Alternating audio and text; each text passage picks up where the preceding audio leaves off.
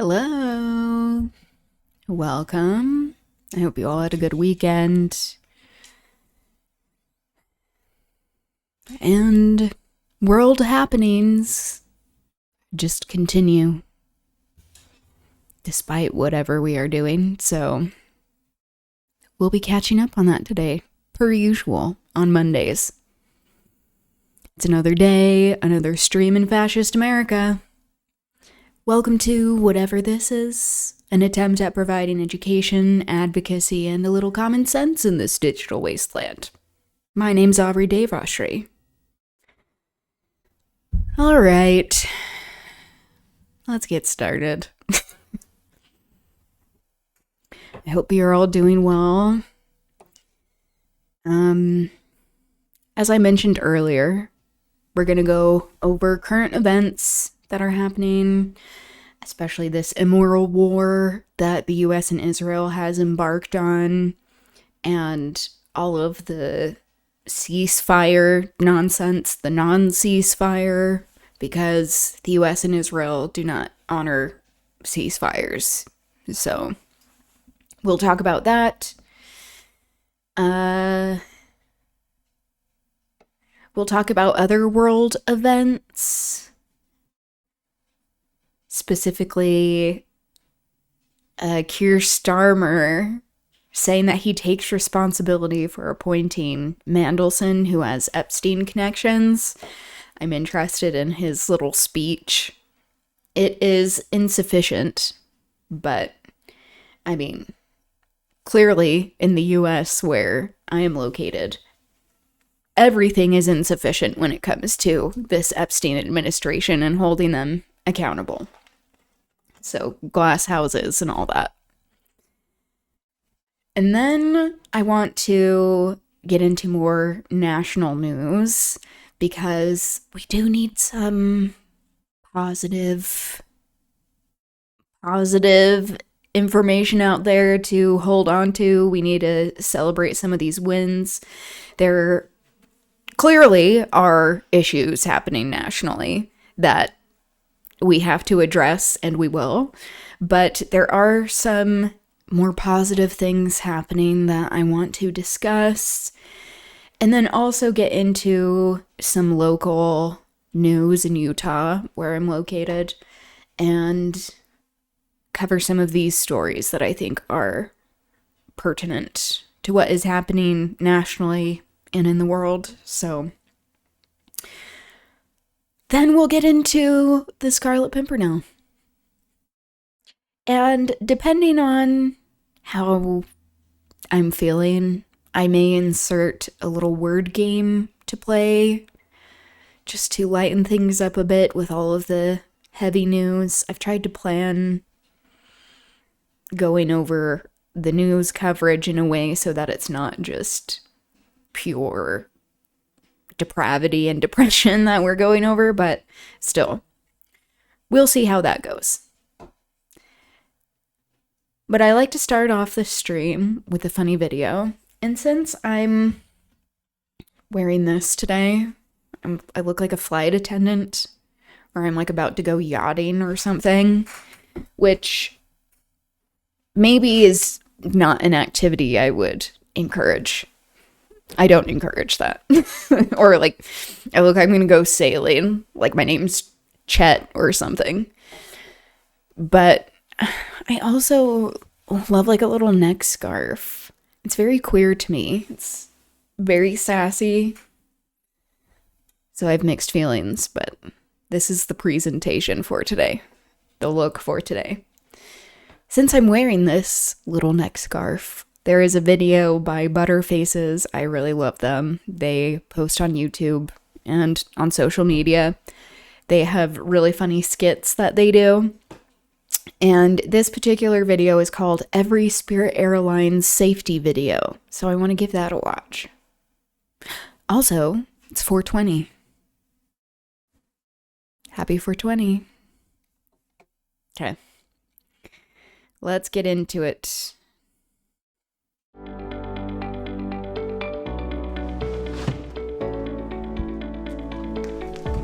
Welcome to Spirit Airlines. We know you have a lot of options.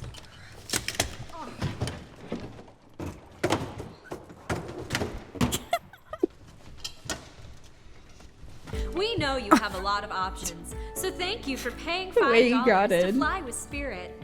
It's $5. time to get you ready for takeoff. Smoking on flights is not allowed. I don't think that's Spirit. Before we That was depart, Delta. We have a few important safety instructions. First things first, fasten your seatbelt. Excuse me. That wig. That wig is insane. Look how far forward it is. Seems like I might be missing my seatbelt. Most of our seats come equipped with a seatbelt. If your seat doesn't have one, feel free to purchase shoelaces from your flight attendant. Tie it around yourself and hope for the best. Once we reach a cruising altitude of 35,000 feet, we will offer complimentary refreshments. Peanut? Ooh. I'm sorry, only one per customer. If you would like to purchase a bag, they're available to purchase for $27.99. Yeah, Well, exactly. I am pretty hungry, so. I'm sorry, we don't accept any major credit cards. We do accept Bank of 7-Eleven debit cards and cash. I don't have any cash. Bank of 7-Eleven. I'll take a vodka. Our premier drink service does not carry any vodka. However, we do have a vodka-like substance that serves about the same purpose. Your comfort is very important. Is that just like hand sanitizer? Might as well leave 2 more. God, I love you. I love you, baby. Oh. Rubbing his Our stomach. seats recline up to half an inch. Mine doesn't seem to be working. Comfort is very important to us. Please remember to return your seats to the upright position for takeoff and landing. Oh. U.S. law prohibits smoking at all times. However, vaping is encouraged on all Spirit airline flights. Falling out of his mouth. Ew. Yuck. Nice. The reaction. Would you two mind? You don't talk to my husband like that. I love my wife, and I don't care who knows it. Oh my god. 2 more vodkas. Take a moment to locate the emergency They exit get him restroom. anyway. In the case of a water Despite all the landing, chaos. it will be every man for himself. So take note of what and who may be standing in your Just way. doing this continually. You two are disgusting. I can hear the exchange of saliva. You're just jealous. I could assure you I'm not. Hey, you don't talk to my husband like that. I flew Spirit Airlines for the luxury. You're ruining my vacation. Come here, baby. Oh no! Your seat cushion may serve as a flotation device, if you're lucky. Pool noodles are available to purchase If you're storage in the seat lucky. in front of you for a small fee of $65.99. So ominous. Can you two just please keep your hands to yourselves? You don't know love like we do. Your breath smells like tuna. Her breath smells like sex.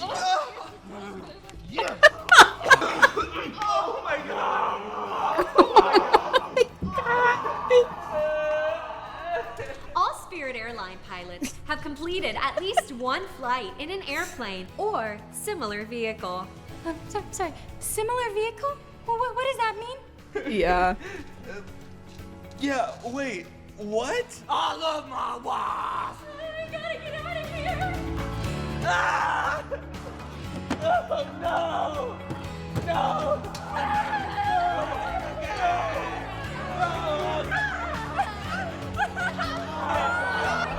Just pure chaos. They're just standing there. Her makeup looks really nice. Spirit Airlines will get you where you need to go. Probably. I love my wife. The slight shaking of the head. What is this? Talking to Women is Gay featuring Nick Fuentes? What? Not watching that. Yeah, that's what I look like. Would you like a snack? we have 1 cracker or 3 Chex Mix pieces. It'll be $90.37. Okay, I'm done. I'll stop. All right. Let's get into... Whoops. Getting ahead of myself. Let's get into the headlines.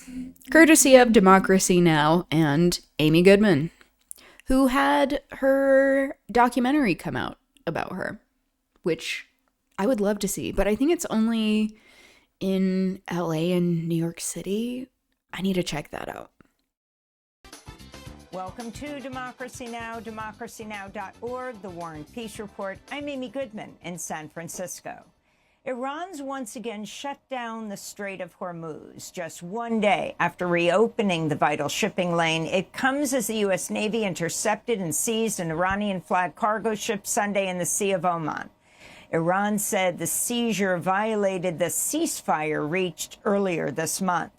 Despite the escalation, President Trump announced a U.S. delegation's heading to Pakistan for a new round of peace talks, repeating his claim that a deal is very close. But Iran's foreign ministry spokesperson said Monday Tehran has no plans to participate.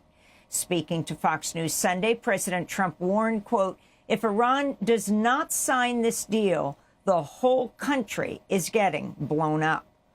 This is Mohammad Reza Naqvi, a brigadier general in the Islamic Revolutionary Guard Corps.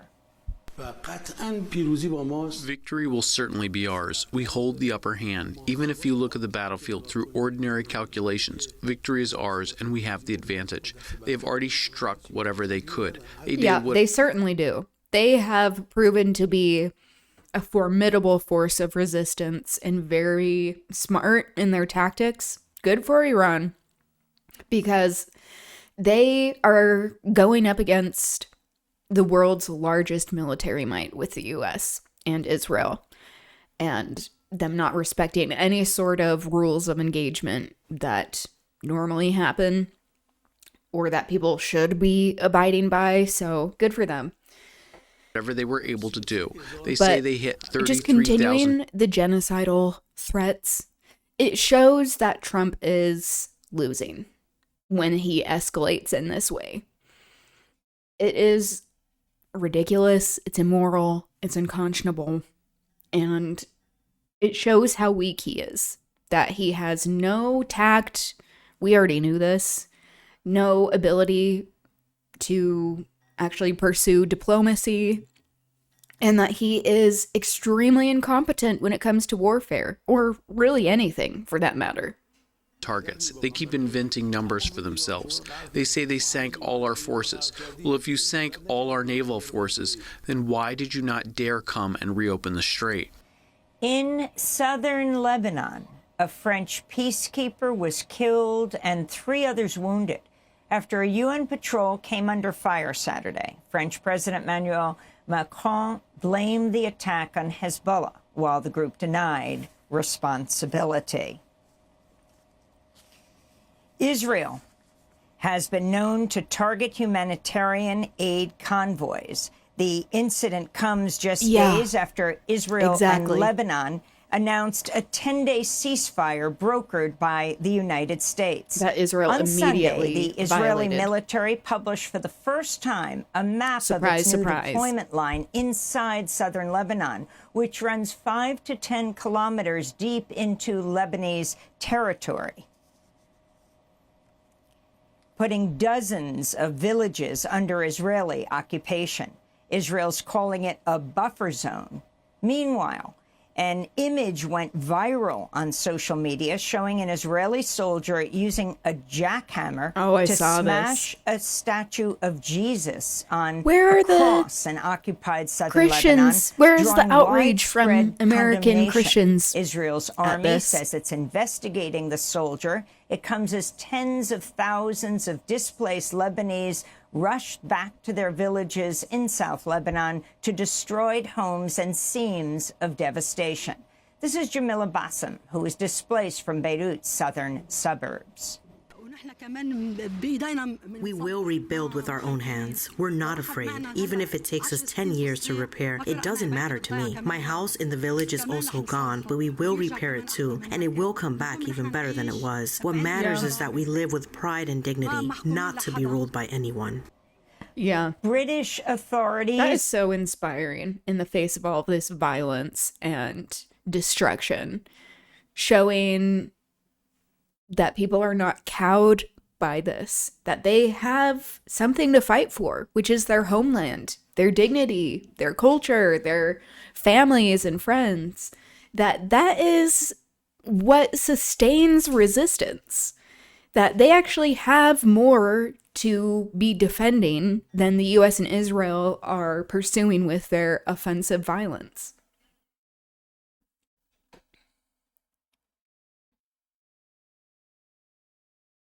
Are investigating whether a series of recent arson attacks on Jewish sites in London are leaked to what they described as Iranian proxies. A 17 and 19-year-old were arrested in connection with an arson attack on a synagogue in northwest London over the weekend. A Persian-language media company was also reportedly attacked in recent days. No one's been injured. This is Rabbi Yehuda Black of the Kenton United Synagogue. As far as I'm aware, at 11:30 last night, my synagogue, Kenton United Synagogue, was firebombed. They threw into the medical room a firebomb. There was smoke everywhere. I'm glad to say that the synagogue was not burnt down. It's a beautiful synagogue. It's a gem of a synagogue. And but at the end of the day, I don't think that they've succeeded in what they wanted to do in that respect. Oil and gas prices surged over 6% after the U.S. Navy said it intercepted and seized an Iranian-flagged cargo ship. U.S. Energy Secretary Chris Wright told CNN gas prices may stay above $3 per gallon until next year. Meanwhile, Air Canada has temporarily suspended flights from Toronto and Montreal to New York's JFK Airport for 5 months, citing rising fuel prices. Jeez. Separately, Spirit Airlines is reportedly seeking emergency U.S. government funds to stay afloat amidst the Speaking fuel of price Spirit Airlines. surge.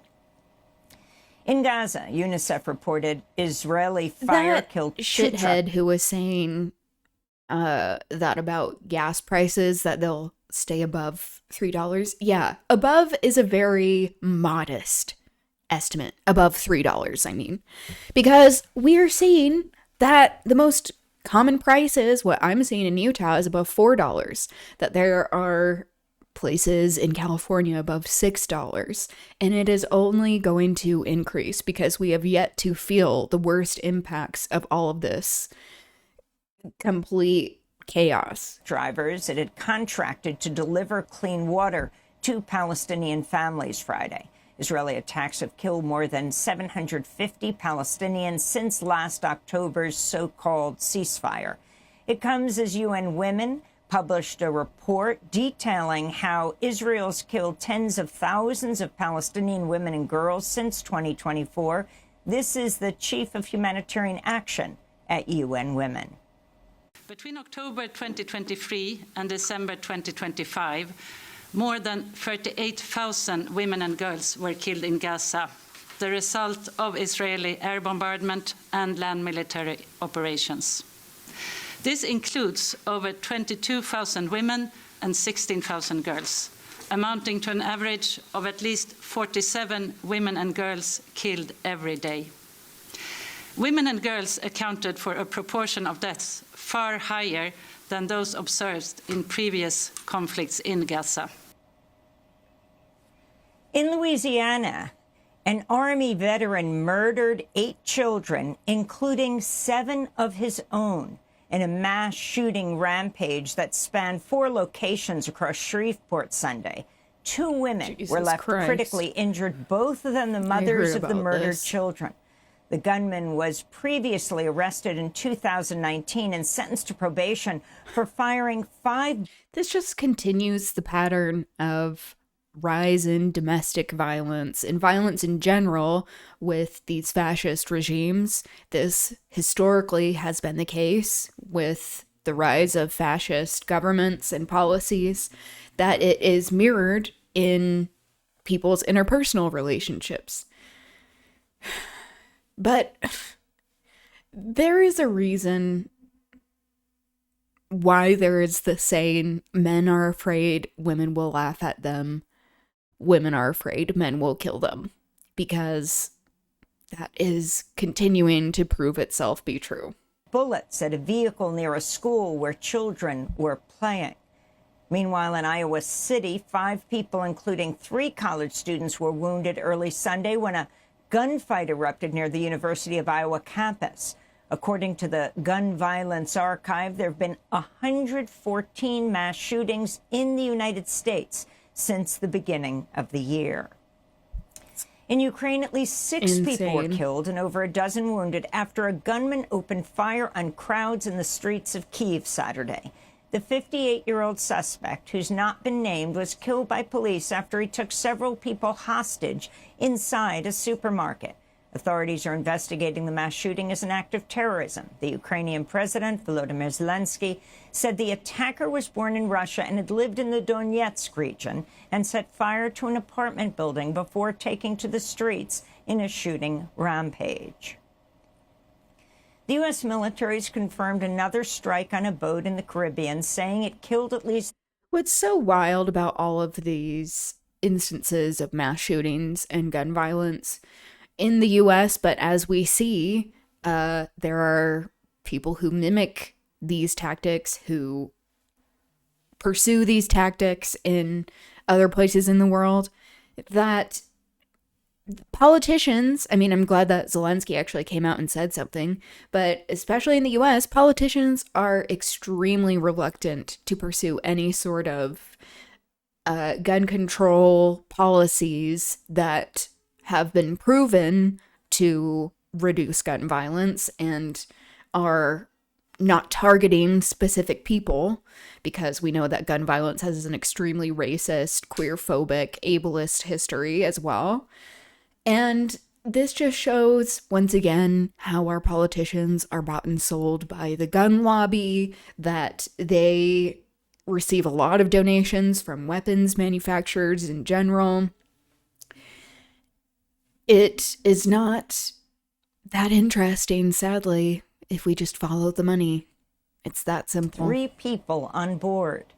The Trump administration again claimed the vessel was carrying drugs without providing any evidence. Since September, U.S. strikes on boats in the Caribbean and the Eastern Pacific have killed nearly 200 people.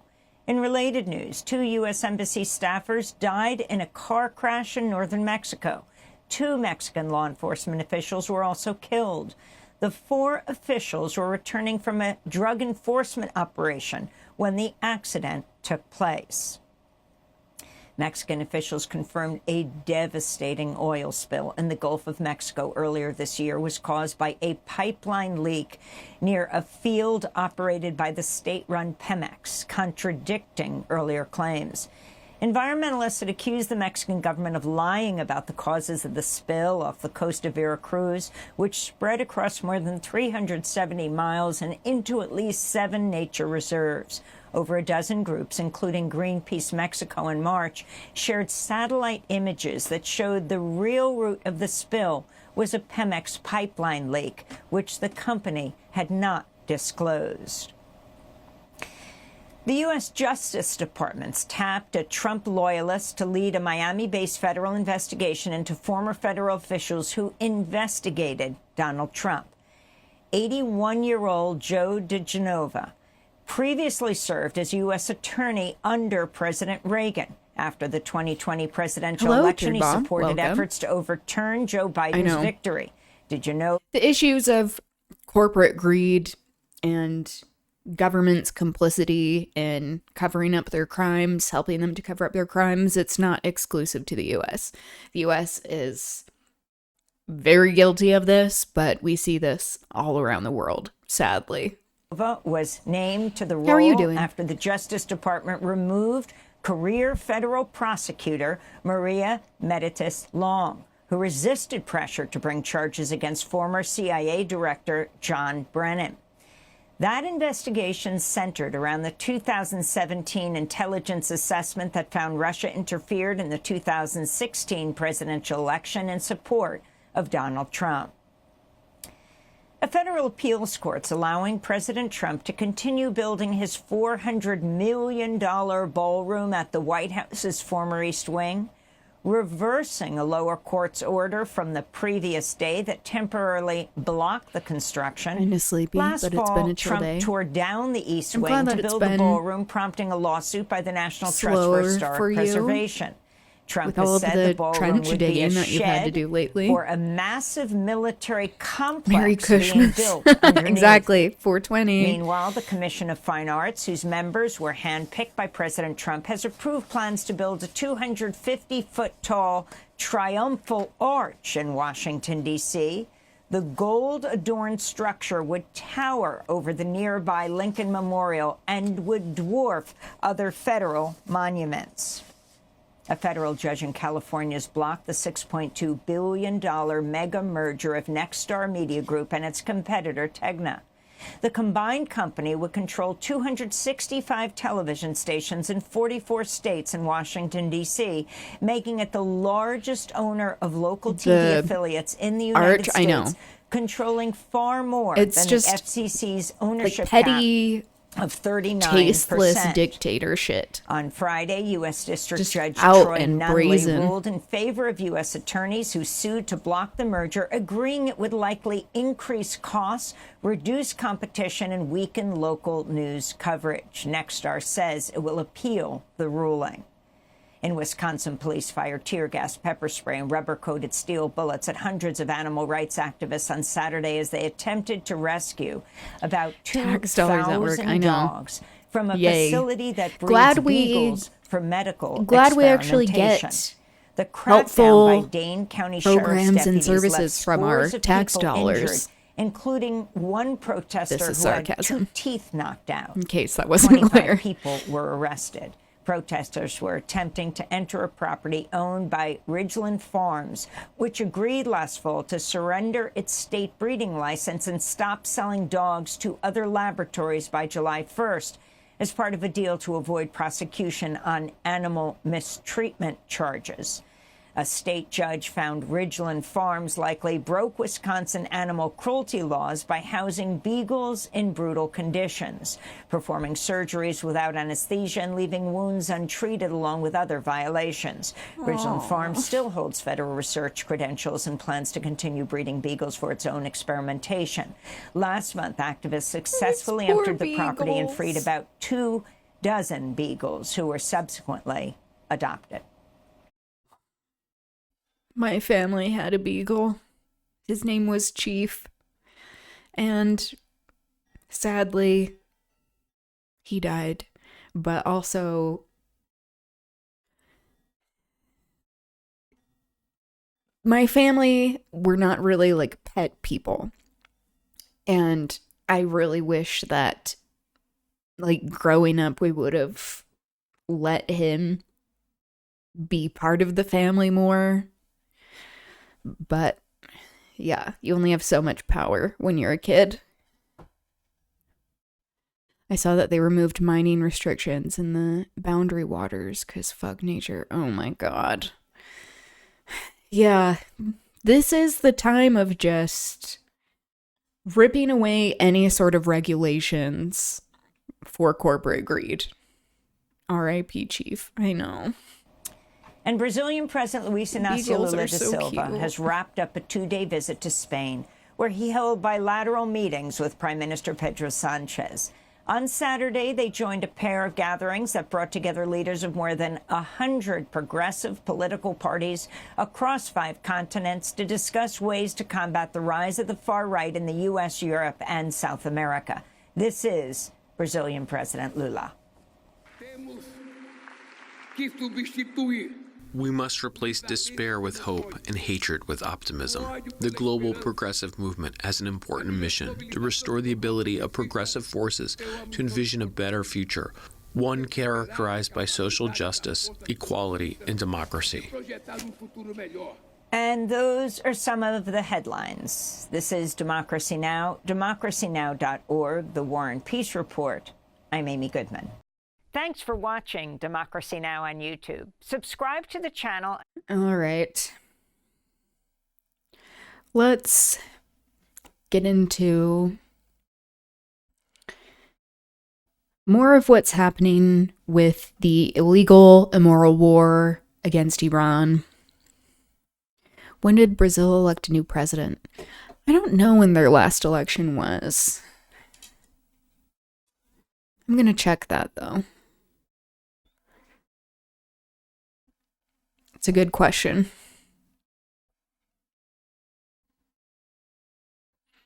Wasn't the last one in love with Trump? Yeah, I think so.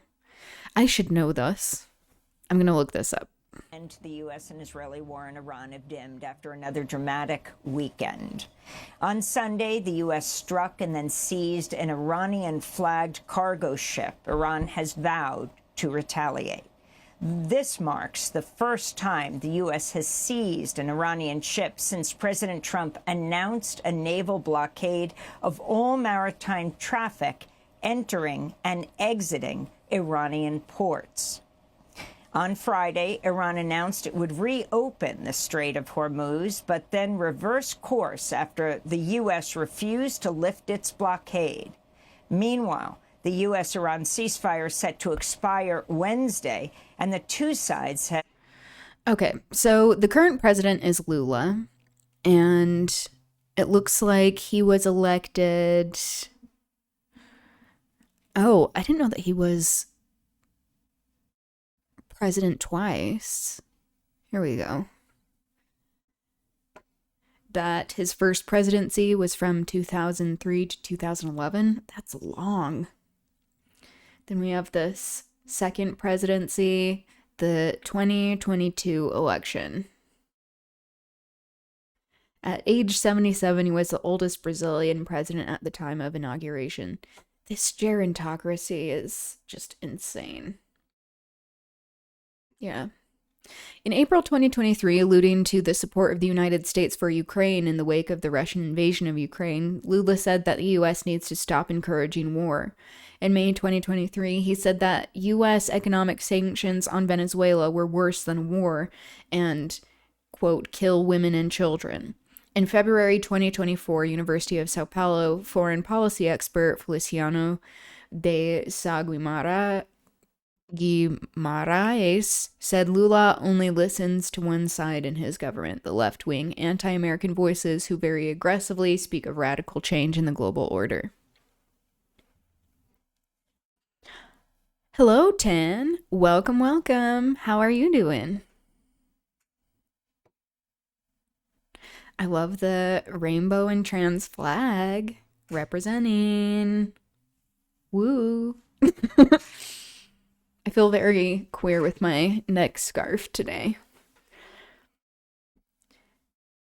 Yeah, and the president before was Bolsonaro, and I think he was in love with Trump. I'm gonna confirm that too. How are you doing, Tan? Have yet to agree to hold another round of talks. On Sunday, President Trump said a U.S. delegation is heading to Pakistan for possible talks. The delegation will reportedly include Vice President J.D. Vance, Envoy Steve Witkoff. He is currently being prosecuted.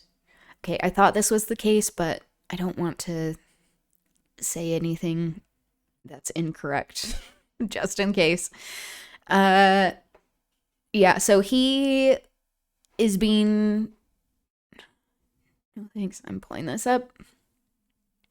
Yes. Bolsonaro leaves, oh, this is January 1st, leaves hospital post-surgery and returns to jail in Brazil's capital. So he begins his 27-year prison sentence for Brazilian coup attempt. The far-right leader had been under house arrest since August and was taken to federal police headquarters Saturday after trying to break his ankle monitor. Yeah, so naturally, Trump is like, he's been politically attacked, like all of these politically motivated attacks against him, because guess what? people who coup together stay together, apparently. Imagine actually holding leaders accountable. Like actually having them in prison because they tried to overthrow democracy. Trump's son-in-law, Seems Jared like a Kushner. far-off But dream. Iran says it has no plans Do you dress going into cooking engage in a too, second or round not? of talks. Iran's foreign ministry spokesperson spoke earlier With this cooking, morning. I probably should like wear an apron or something. With cooking and eating, I'm so messy No decision and has been bad at taken in this regard. not getting On it all over Saturday, myself. President Trump told a reporter at Fox News, quote, "If Iran does not sign this deal, the whole country is getting blown up," unquote. In a post on Do you? social Do media, you Trump dress up also for threatened cooking? again to, quote, knock out every single power plant and What else every is single a bridge scarf in if Iran, not for a unquote, neck? True. if Iran doesn't agree to a That deal. is very true. Trump's threats come less than 2 Good weeks point. after he warned a whole What a world that would be. civilization will That die would be. tonight, Yeah, never exactly. to be brought back again, unquote. If We begin only. today's show with If Vali Nasser, only. Iranian-American professor of international affairs and Middle East studies at Johns Hopkins School of Advanced International Studies. He's the author of Iran's Grand Strategy, A Political History. His piece for the Financial Times is headlined, "Iran is Playing a Long Game." Professor Nasser, thanks for joining us again. If you can explain and respond to the latest news of the U.S. Occupying the Iranian ship and the Strait of Hormuz closed again. What we have been witnessing since the end of the last round of talks in Islamabad is actually a gradual escalation between U.S. and Iran. Initially, things look good. The United States pushed for a friend gave me an ceasefire in idea I'm Lebanon. Iran exploring. announced that the Strait Sexifying of Hormuz rituals would be for open to all pleasurable commercial cooking? shipping. But then President Trump Ooh. came out and said That that no, his is blockade would definitely stay put, and he was going to fully up my enforce alley. it. And then he issued I a love series that. of tweets and posts Do in which he tell. I'm claimed very that Iran had curious. already agreed Anything to give help up me all of its associate nuclear cooking with like program even positive before there was an agreement or a reinforcement second is round good of for me, I talks, think. insinuating that Iran was Yes, this essentially is a wrist surrendering scarf. to his Yeah, demands. exactly. That changed the mood in Tehran. Iranians grew very angry that the president was insinuating that they had surrendered and there was an agreement where there wasn't one.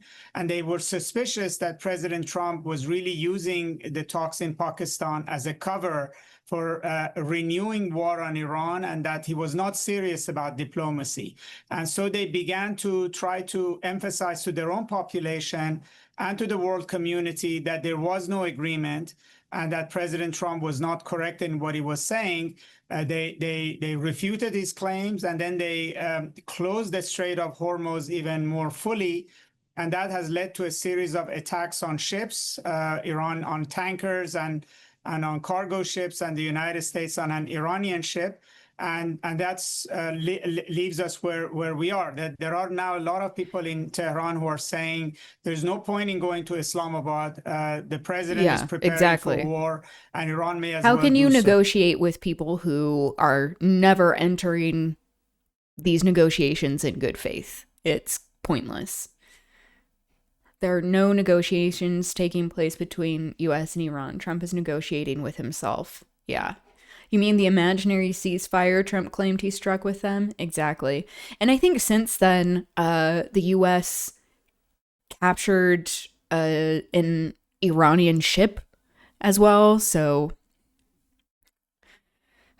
the bullshit continues. I don't want to turn this into a Queer Eye episode, but I'll keep the update going on. Queer Eye episode. I wouldn't be opposed to that either. I love that show. It's so fun. Yeah, but please do.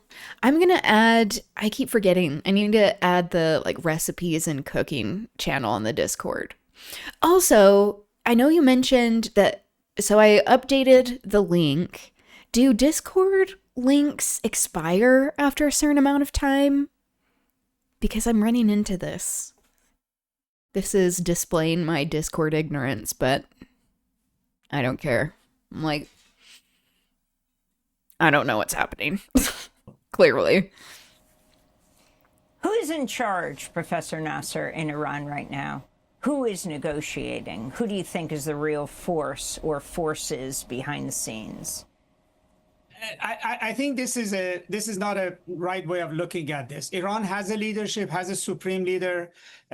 Under supreme leader, there's a series of people he's appointed or his senior advisors and senior security people. He has assigned and delegated the Interesting Iran Speaker of the that the Parliament links to go and expire. negotiate That's good for me to with know. President Trump.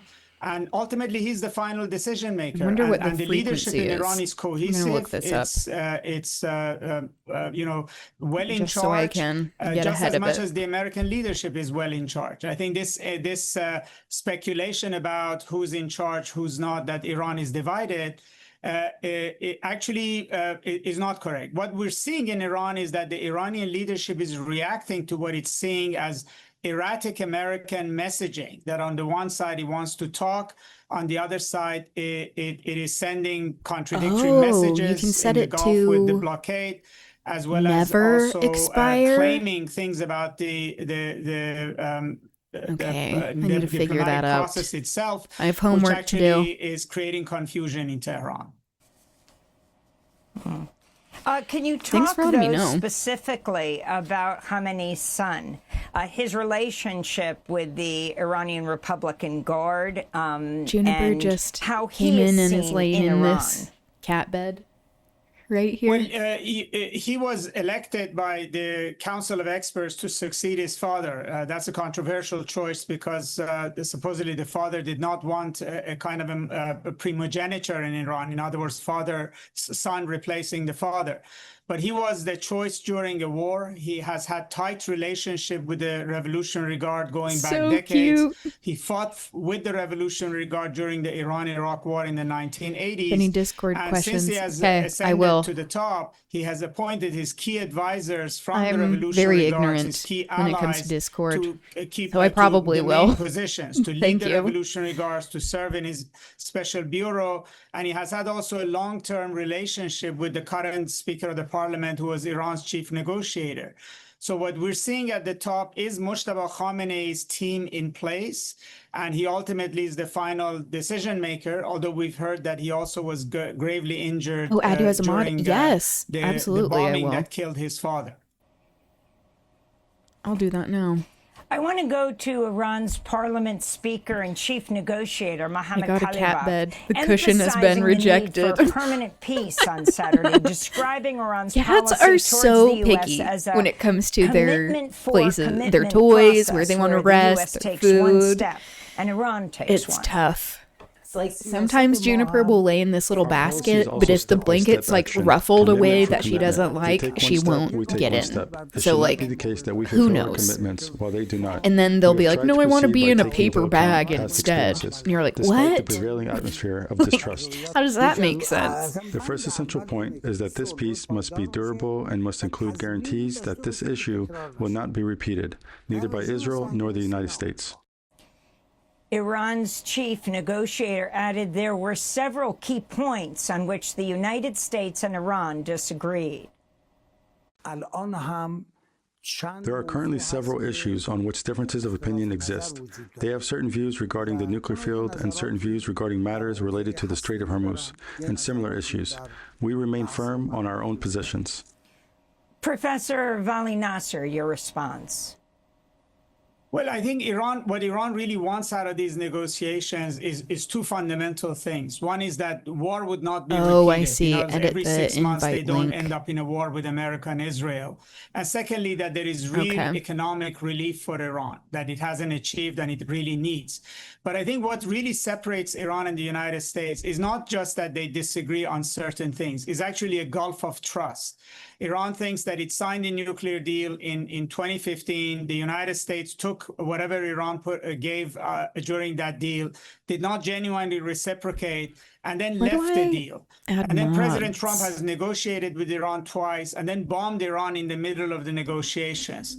So when the Speaker of the Parliament says that we want a step-by-step probably know process, this. he's saying that unlike the last time, we don't want to give everything, Seen and then people the take their United pets States to the pocket store those and have gains them and then choose. leaves the deal That's again. so cute. And secondly, that Iran really does not trust that All President things Trump crumply get actually will adored than the implement softness the of deal down. that he signs, that he would If not they leave only the knew. deal again. And exactly the kind of Yeah, messaging the president like- has been sending the past week since the Like, first round of the I'm gonna talks buy you an has expensive, escalated this distrust in Iran. nice So what he cushion, was nice doing was little really bed, explaining and to the then Iranian they're like, no, public, I'd rather and lay also on messaging paper. to Washington that It's the like, United States how does has that make to work sense? on the trust issue with Iran, that it has to actually Passing on commit bird feathers. to implementing a deal that it signs. If and Yeah, when there Iran isn't and the United States logic agree to on it. those fundamental differences, Iran also wants to make sure that the deal will stick and will actually be implemented. On Saturday, President Trump told reporters the U.S. is taking a tough stand against Iran, Family but center? that conversations with Iran Content and were social. going very well. We have very good conversations going on. It's working out very well. They got a little cute, as they have been doing for 47 years. And nobody ever took them on. They got a little cute. They have no Navy. They have no Air Force. I don't They think have you no know leaders, anything they have no about nothing. cute. Actually, their leaders are, it is T-Rump. regime change. You call that enforced regime change. But we're talking to them. They wanted to close up the strait again, you know, as they've been doing for years. Squirrels can't through the glass blackmail us. window pane. So, Professor Nasser, if you can respond to that, Some and people also buy a concrete block what for their Trump cats. told reporters, he said, Yeah, they've agreed I mean, to give us back the who nuclear knows? dust that's way underground so because of the personal to attack them we as made well. with the B-2 bombers. I In don't this think little this bed, is a there's a technical term, nuclear screen dust, that got but he popped has to out, so I can, somehow like, explain reach in and how pet he her. said that the U.S. had obliterated Iran's nuclear material, and so instead of calling it material, he's calling it dust. Gamora won't stop tackling Well, I mean, my none of this window is actually for true Ray. because Iran says there is no agreement I'm really about to put the an fate apple of to Iran's highly enriched uranium. They run have amok. discussed it, but Yeah, they didn't I mean, arrive at an honestly, agreement. and like secondly, getting Chip. the We live talks with Iran are next actually to not a busy going well, as road, we like a see. very The busy Iranians road, haven't even and agreed to come back normally to I would want them Islamabad to and be are free actually and not happy explore, with, but the I way get the US has scared. did not reciprocate for Iran. I've heard about way saying too that it many would cats open the like Strait getting of hit by Hormuz. cars, US actually especially its like when they aren't even answer was that in we will not areas lift that the are this blockade busy. and we will enforce the blockade. So the president essentially is trying to put the best face on what is actually a deteriorating situation. That instead of the first round of talks creating momentum and greater trust between the two sides, Oh, very here we soon go. after I think I things have found been where I falling add you to apart. a mod. And the president is resorting to, on the one hand, Open claiming in that Iran has Mhm. agreed to everything, and on the other hand, saying we're going to attack them and we're going to destroy their power plants, and we're going to force them to basically surrender to our demands. And so Iran is also responding to this double talk that's coming from Washington. I want to end by asking you also about this piece in the Wall Street Journal headlined, "Behind Trump's public bravado on the war, he grapples with his own fears." The piece reveals Trump shouted for hours at aides after a so U.S. jet incompetent had been with shot Discord. down in Iran earlier this month. The Journal reported, Mod quote, aides kept the permissions. president out of the room as they got minute-by-minute updates because they believed his impatience. They believed that his impatience, and it goes on from there. If you could respond to that. He said they believed his impatience wouldn't be helpful. Oh, Instead, okay. updating him at meaningful moments, a senior Add a role. administration official said. Do I have to create a Well, role I'm not surprised first? because President Trump went into this war thinking it's going to be only a Mod? war of 1 or 2, 3 days, and he wasn't expecting that the war would go on for 40 days, that it would prove so costly. It's still indecisive.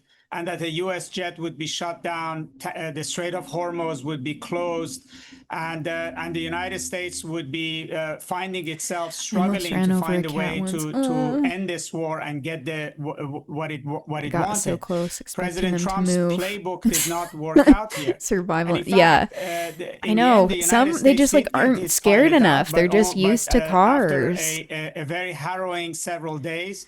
There are a lot of stray cats that go in and out of our yard, and there's one that just likes to sit by our fence and watch cars, and I get so nervous for it. It's a very cute black cat.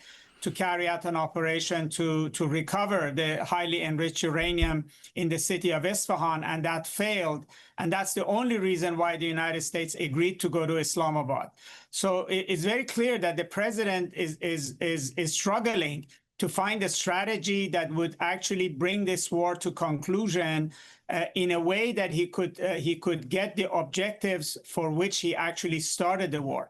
So looking past all the rhetoric, the sort of blizzard of tweets he puts out, able to do the threats, the talk of great conversations with Iranians, threatening him, etc., the fact remains that he started a war that he cannot easily end on terms that he can claim victory over.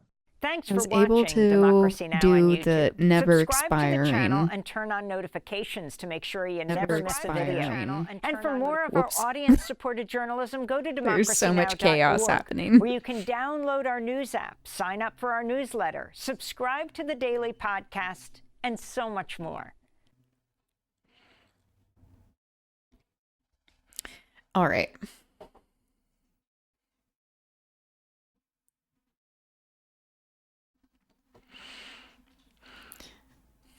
Them nervous system shot. Yeah, exactly. When's the next election for the US? In November. And Trump and all of his stooges are already saying that they are going to have ICE at polling stations. There are a lot of voter intimidation tactics that are happening that are very concerning. Let me see. Settings. Here we go. Updating the Discord.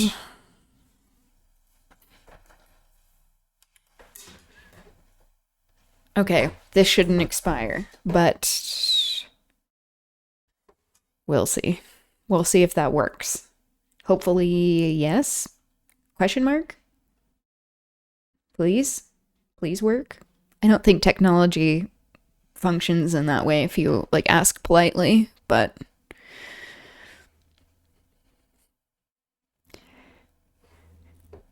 When is the next election for Canada, by the way? Okay, so moving along with these current events, there was reported in the headlines, as we watched previously, that there are military veterans protesting the war in Iran inside the Congress building. So I wanted to get a little bit of coverage for that.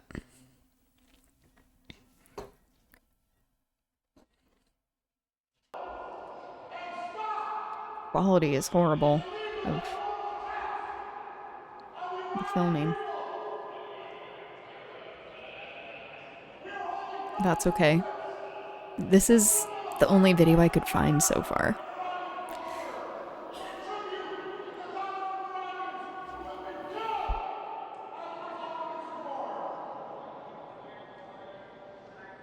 Oh, it focused a little bit more.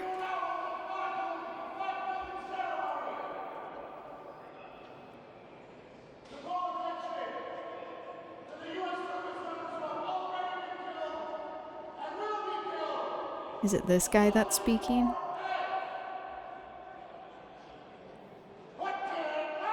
Yep. Good for them.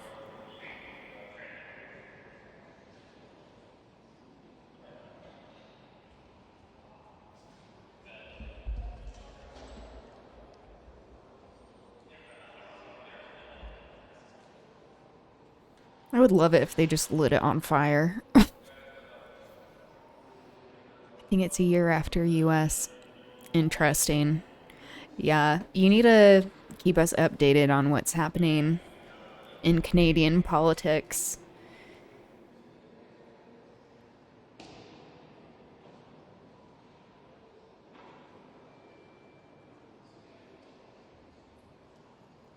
I had to learn how to do this in school. Like, we had to take turns putting up the American flag and taking it down in elementary. And doing this whole ceremony thing. I was always very nervous of letting it hit the ground and being like, oh no, we have to destroy it now. Now I'm like, just represents violence and a lot of innocent bloodshed by the US Empire, so I don't care. That's cool that she's wearing a keffiyeh.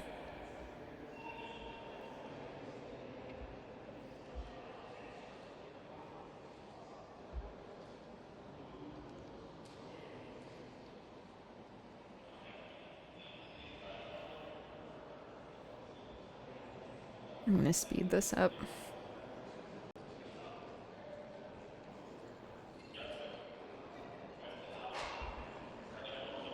Is that all they're gonna do? Oh.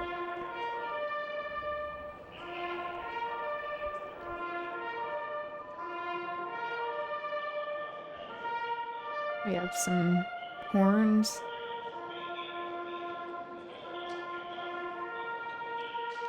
The revelry.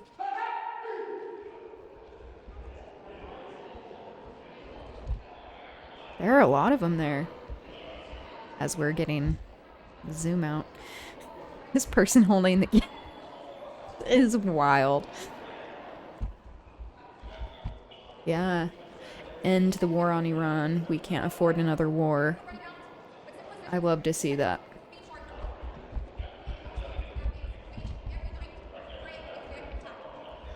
This flag represents everything our country stands for. Continues to stomp on the flag. Yeah, exactly. Exactly. That's the right attitude.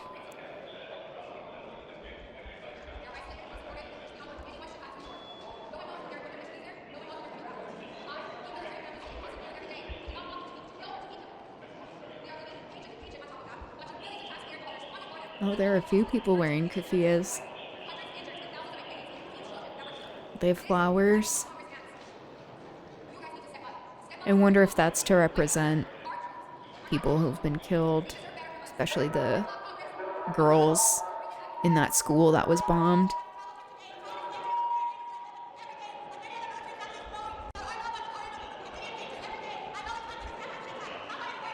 Where's Capitol Police?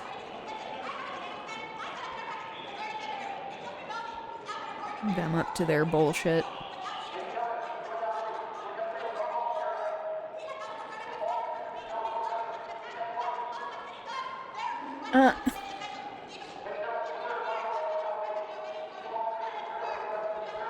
He's like, ugh, this is so annoying.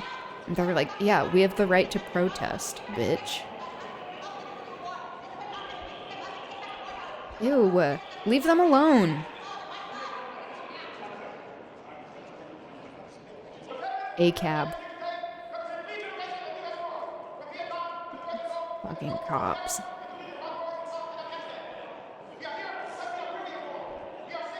He's just trying to intimidate them.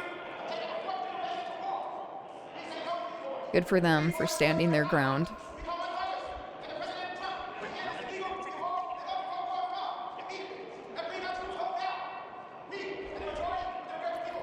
Thank police. You keep our establishment safe.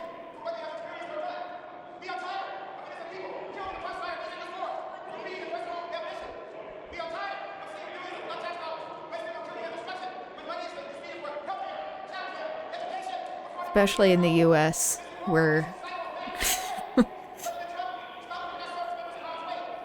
we're in a police state, that's for sure. just arresting all of these people. People have the right to protest. Look at all these zip ties that they're getting.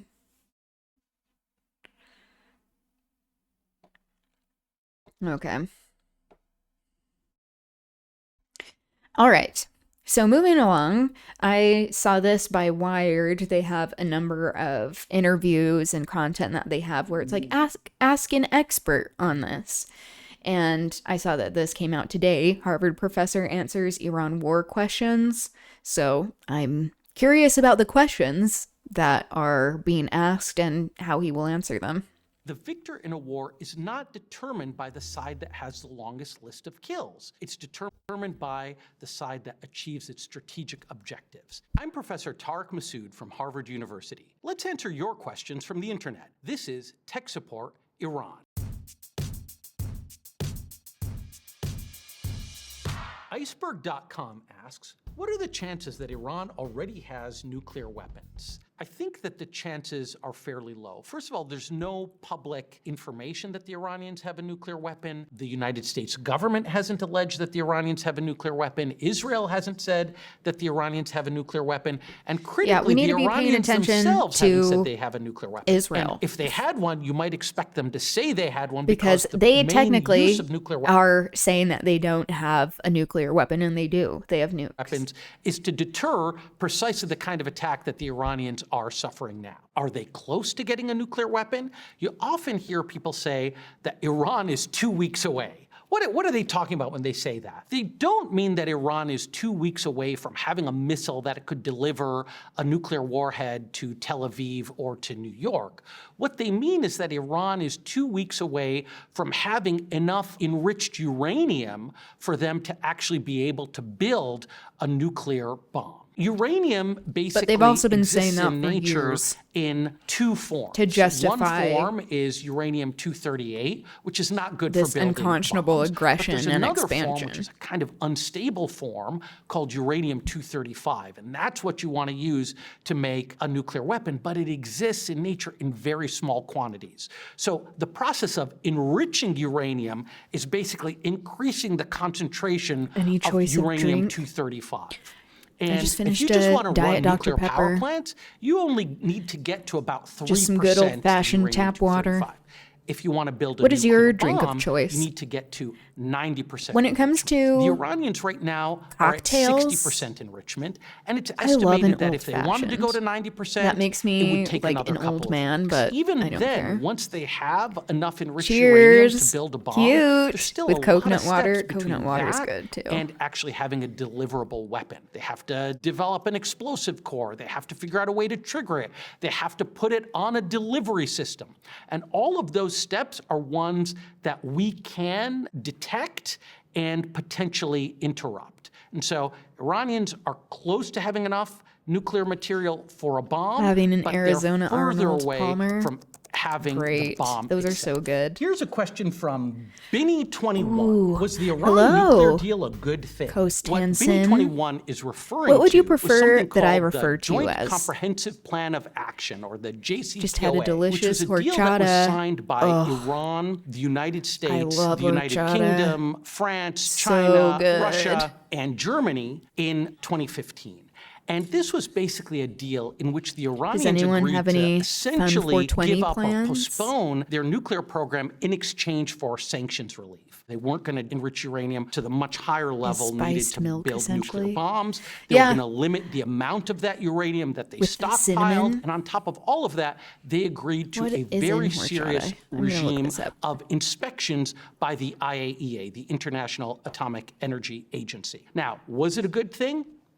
It depends on who you ask. made People who with think it was a good thing rice say, of course it was a good and thing. milk We and got the Iranians to cinnamon. put their nuclear program on ice, and we didn't have to go to war. People who think it was a bad thing point out that, first of all, many of the provisions of the Mostly cinnamon JCPOA and were set to rove rice. sunset or to expire after about 15 years. So people felt, well, this is just putting a pause on the Iranian nuclear program, and after 15 years, they're going to race to a bomb. The other reason that some people thought that Yeah, this was not a it's very so good deal tasty. was they felt the inspections good. were not strong enough, particularly with respect to some of Iran's military sites.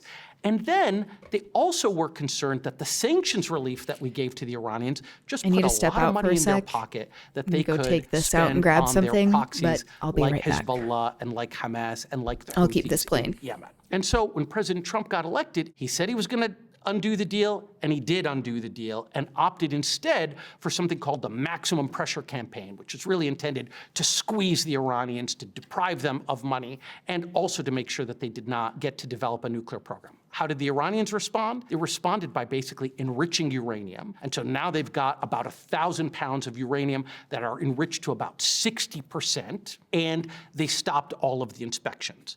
When President Biden came back into office, he tried to get the JCPOA back, but the Iranians didn't want to go back to the deal of 2015, and they insisted that any deal that they made, they wanted guarantees that no future president could renege on it the same way that President Trump had reneged on the 2015 deal. That was obviously something that President Biden couldn't promise. So, was the Iranian deal a good thing? My answer would be, it was good, but it probably wasn't good enough. Here's the problem. Iran and the United States have many deep disagreements about a whole range of things. So it seems kind of inevitable that a limited deal on just Iran's nuclear program was destined to collapse under the weight of all of the other things we disagree on.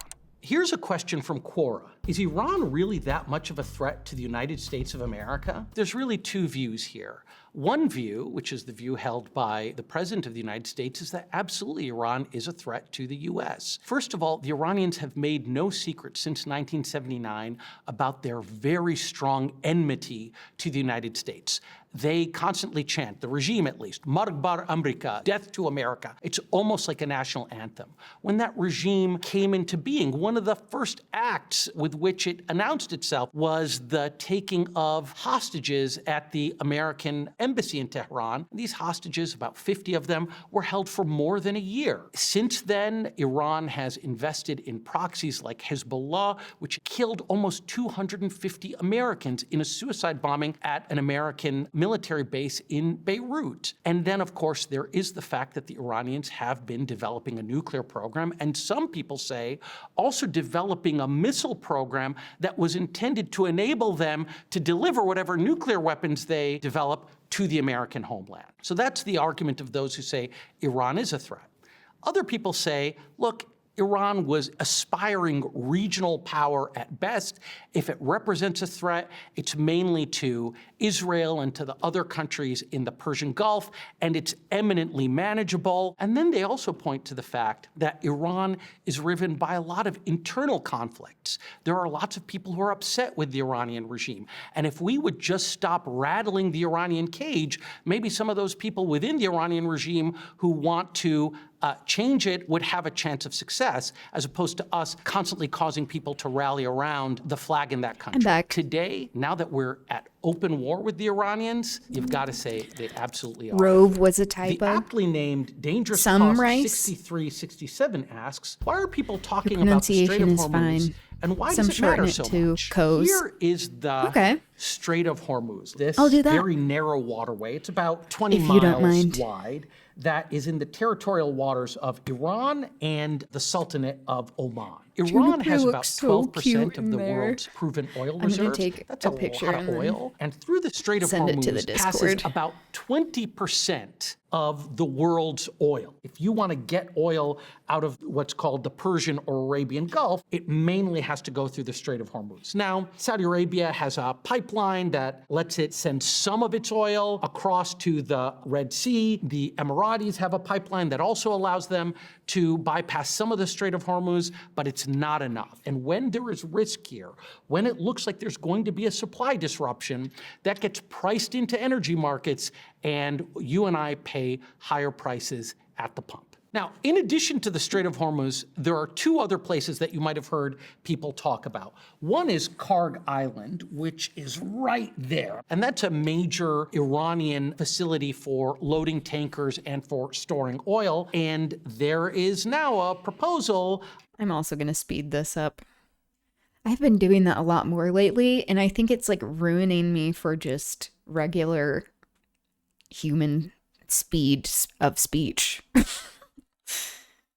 on the table for the United States to actually seize Kharg Island. That would deal a really crippling blow to the Iranians. The second is actually on the other side of the Arabian Peninsula, and that's right here. That's called the Bab el-Mandeb Strait, and that separates Yemen from Africa on the Red Sea. Practically everything that goes through the Suez Canal has to ultimately go through Bab el-Mandeb. We're talking there about 10 to 15% of world trade. And guess who operates right here in Bab el-Mandeb? An organization called Ansar Allah, known popularly as the Houthis. They are an Iranian client, and they have the capacity to really disrupt and interdict shipping through the Bab el-Mandeb Strait. And so between the Strait of Hormuz and Bab el-Mandeb, the Iranians have the ability to put a major hurt on the global economy. Newt8991 asks, what would a realistic win for the U.S. even look like in the Iran war? Well, if you listen to President Trump, we've already won. In fact, we've won more than anyone's ever won in the history of winning. He often points to the tremendous battlefield achievements of the American and Israeli military, that we are taking out their air force, that we're taking out missile sites, and all of those things are true. But here's the thing.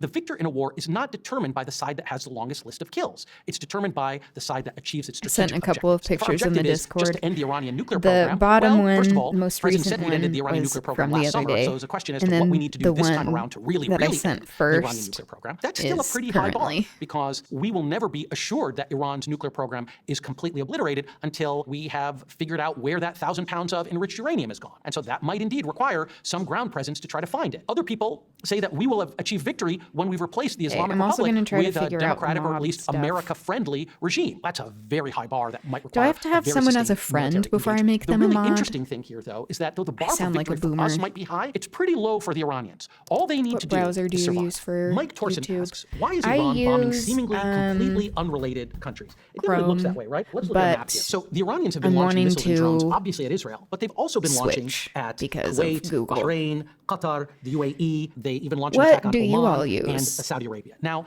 the Iranians say, What we're are not hitting some random more, like, countries. We're not even ethical hitting those countries. browsers? We're targeting American facilities something in those I've been countries, looking like American for. bases, or as Guess they there's, did in like, Saudi the Arabia, the American DuckDuckGo. embassy. And the reason that the Iranians are I doing don't know that a whole is lot because about, what like, they their wanna do is politics they or want to anything, raise though. the cost of this war in the hope of getting the Americans to conclude it's not worth it to continue and we need to make a deal with the Iranians. One interesting fact is that the United Arab Emirates has taken more fire than Israel. In fact, it may have taken more fire than all of the other countries combined. And part of the reason for that is because the UAE is such an important economic hub. So far, those countries have been calling for restraint. They've wanted an end to the war, and they haven't joined the U.S. and Israeli war effort, although that might change. But regardless of whether they join the war or they just sit it out and root for the U.S. and Israel from the sidelines, when the history of this war is written, people are going to ask why the Iranians turned the Gulf countries, forced them from neutrality into open hostility. It's almost like they were reading from a book called How to Lose Friends and Alienate People. Tidewatcher7819 asks, if President Trump ordered a ground invasion How to of Iran, lose would it friends be a and long war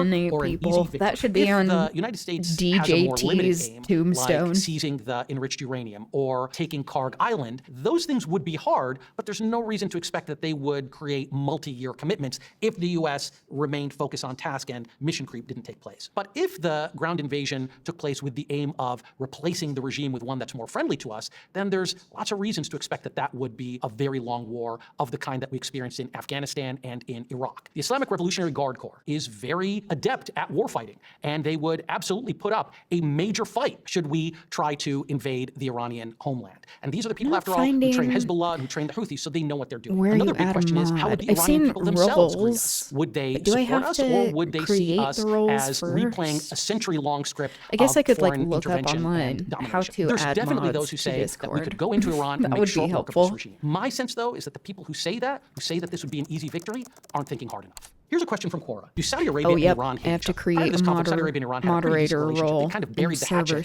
Chinese settings. mediation in 2023 and restored full diplomatic relations. That said, there absolutely are tensions beneath the surface for these countries, and they're long-standing. On one I level, have it's just they progressive both happen to be two politics, big and countries I'm that very, want to have hegemony like, in this part of the world. One anti-establishment thing in you'll a often lot find of is that ways. Saudis and Iranians often argue about what to call the body of water that But separates them. Saudis my like to call it the relationship Arabian to Gulf. Iranians get technology really upset is when we call it very that, and they like to call it boomer-esque. the I Persian will Gulf. be So that speaks honest to about the that. degree to which both of these countries want to be seen as the leaders My of the region. There's preferred also a speed kind of economic competition. communication They're both is major like oil producers. They don't carrier always see eye pigeon. to eye on prices. And then there's ideological differences. On the one hand, Saudi Arabia adheres to a brand of Sunni Islam that sees the Shia Islam that Iranians practice as a form of heresy. And that has absolutely been a source of conflict. And by the way, Saudi Arabia has a population of Shiites in its eastern province, and it's always worried that Iran is going to instigate them and turn them into a fifth column against the Saudi state. The Iranian state is based on a revolutionary ideology. After all, in 1979, they came to power and they promised to export an Islamic revolution, while Saudi Arabia is a conservative monarchy. They're not so interested in Islamic revolution. And then finally, the Saudis are typically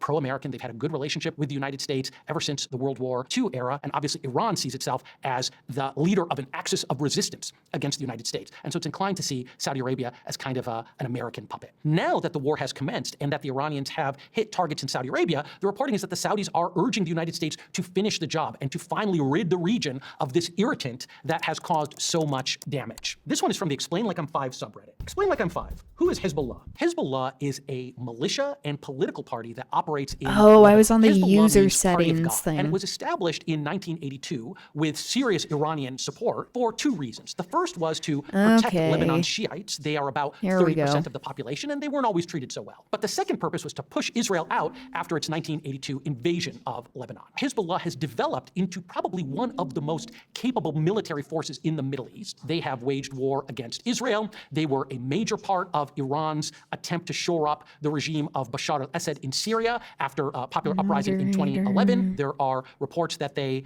trained Hamas and helped Hamas prepare for the October 7th attacks against Israel that killed more than 700 civilians. One of the things that Hezbollah did after October 7th is they would launch rockets into northern Israel, resulting in a serious evacuation of Manage Israelis from that part of the server. territory. And with the war with Iran, Hezbollah started launching rockets again at Israeli targets. invite. They really are the key organization that people talk about when they talk about Iran's proxies I'm around the gonna world. Now, give today, mods Hezbollah has suffered some serious all blows. permissions, September basically. 2024, the Israelis basically decapitated the organization. First, they If you're planted interested a bunch in of being a exploding mod, pagers that killed and maimed several let me know. hundred I Hezbollah can leaders. add And then you. that same month, they actually killed the Secretary General of Hezbollah, a cleric named Hassan Nasrallah, in an airstrike. And so Hezbollah today is a much diminished organization. The Israelis are now saying that they need to finish the job and eliminate Hezbollah entirely. And so they've actually invaded Lebanon and moved all the way up to the Litani River with the express aim of completely ending Hezbollah. Here's a question from Quora. Why does I've Iran never hate done the a USA? voice message One of the big on reasons that Iran hates the Discord. United States is that they still hold a grudge against the U.S. for supporting the Shah and for helping orchestrate a coup against a more or less democratic prime minister in 1953 whose only sin was trying to nationalize Iran's oil assets. Another reason they hate us, though, is because we support Israel, and they hate Israel because they see it as having stolen Muslim land and oppressing Palestinians. In fact, this is something that really matters to the Iranian regime. They name They the have special forces of the IRGC, the Quds Force, It which means the Jerusalem seems Force. On that the last they've day of stolen Ramadan, they land. hold a rally Yeah, called they Quds have Day, which stolen means Jerusalem land. Day. You might The be asking, Israeli why would the government Iranians and its care so much about genocidal, Israel? It's so far away. expansionist, And there's really two fascist explanations. One policies explanation is that Iran have is based stolen on land pan-Islamic and oppressed ideology. And so Palestinians, naturally, they're going to have are deep currently sympathy with genociding Muslims around the Palestinians. world. And Muslims do care about the fact that Jerusalem is no longer under Muslim control and that Palestinians are oppressed by the Israelis. Another argument is that it's totally cynical, that what the Iranians want to do is they want to appeal to the Arab street in their campaign for gaining influence around the region, and they know that playing the anti-Israeli thank card you is a sure way for of doing it. subscribing. So those are all the Welcome, questions we have for welcome. today. Thank you for watching Tech Support Iran.